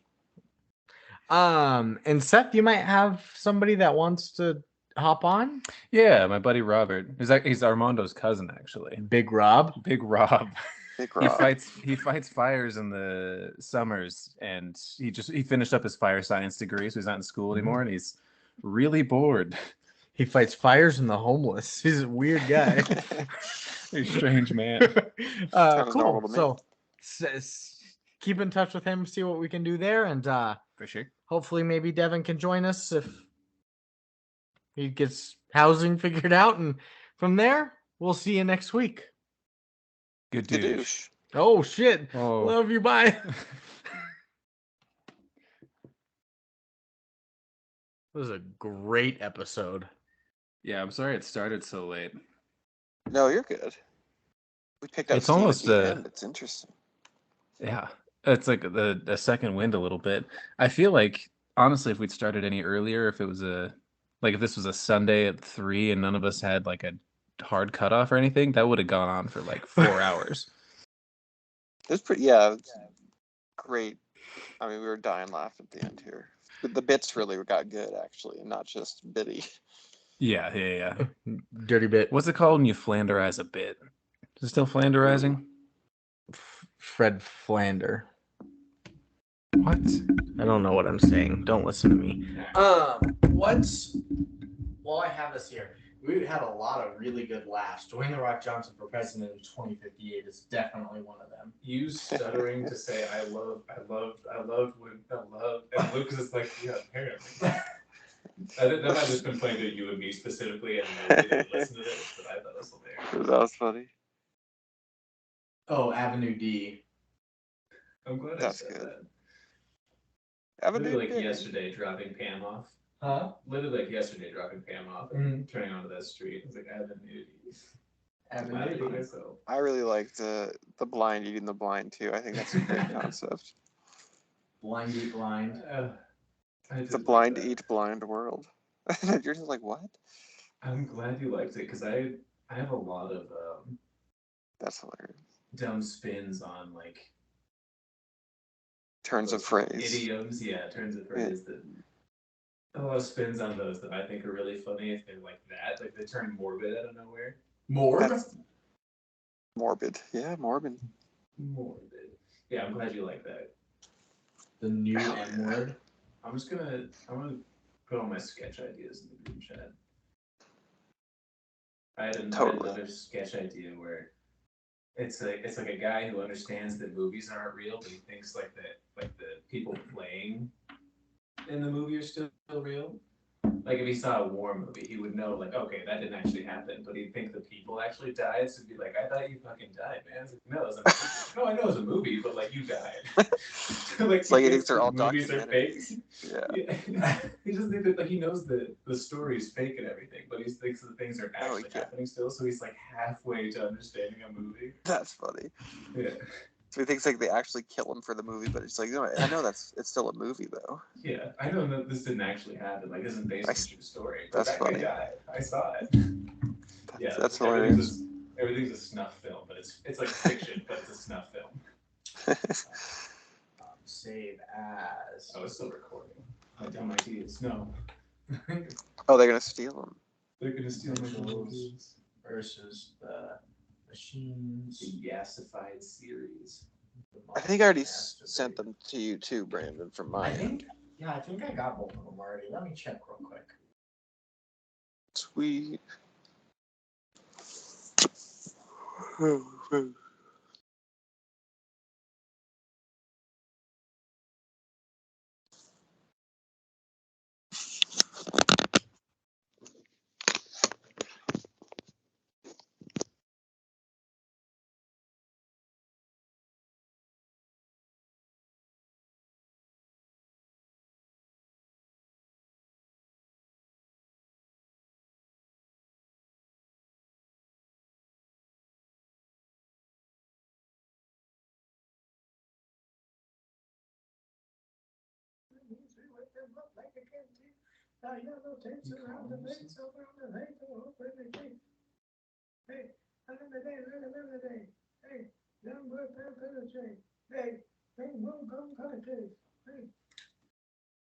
Apparently, I'm just chilling there too.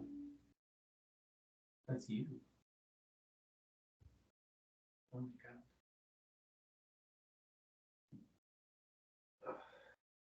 Do it for Brandon.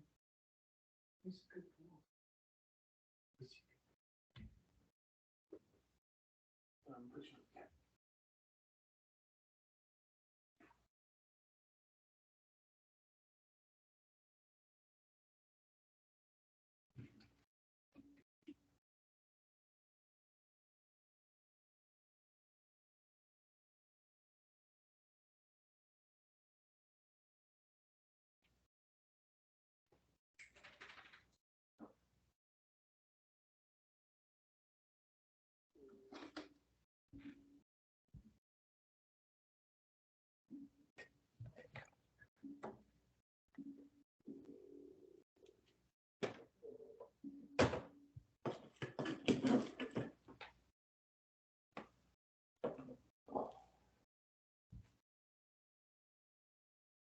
We need to look half the toolbox up.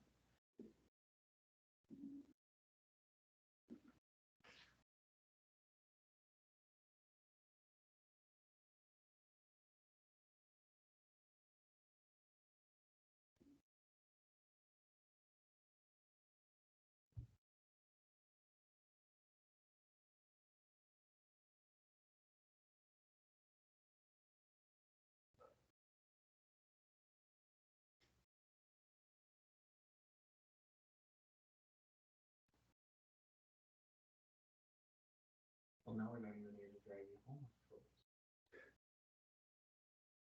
I didn't think about that.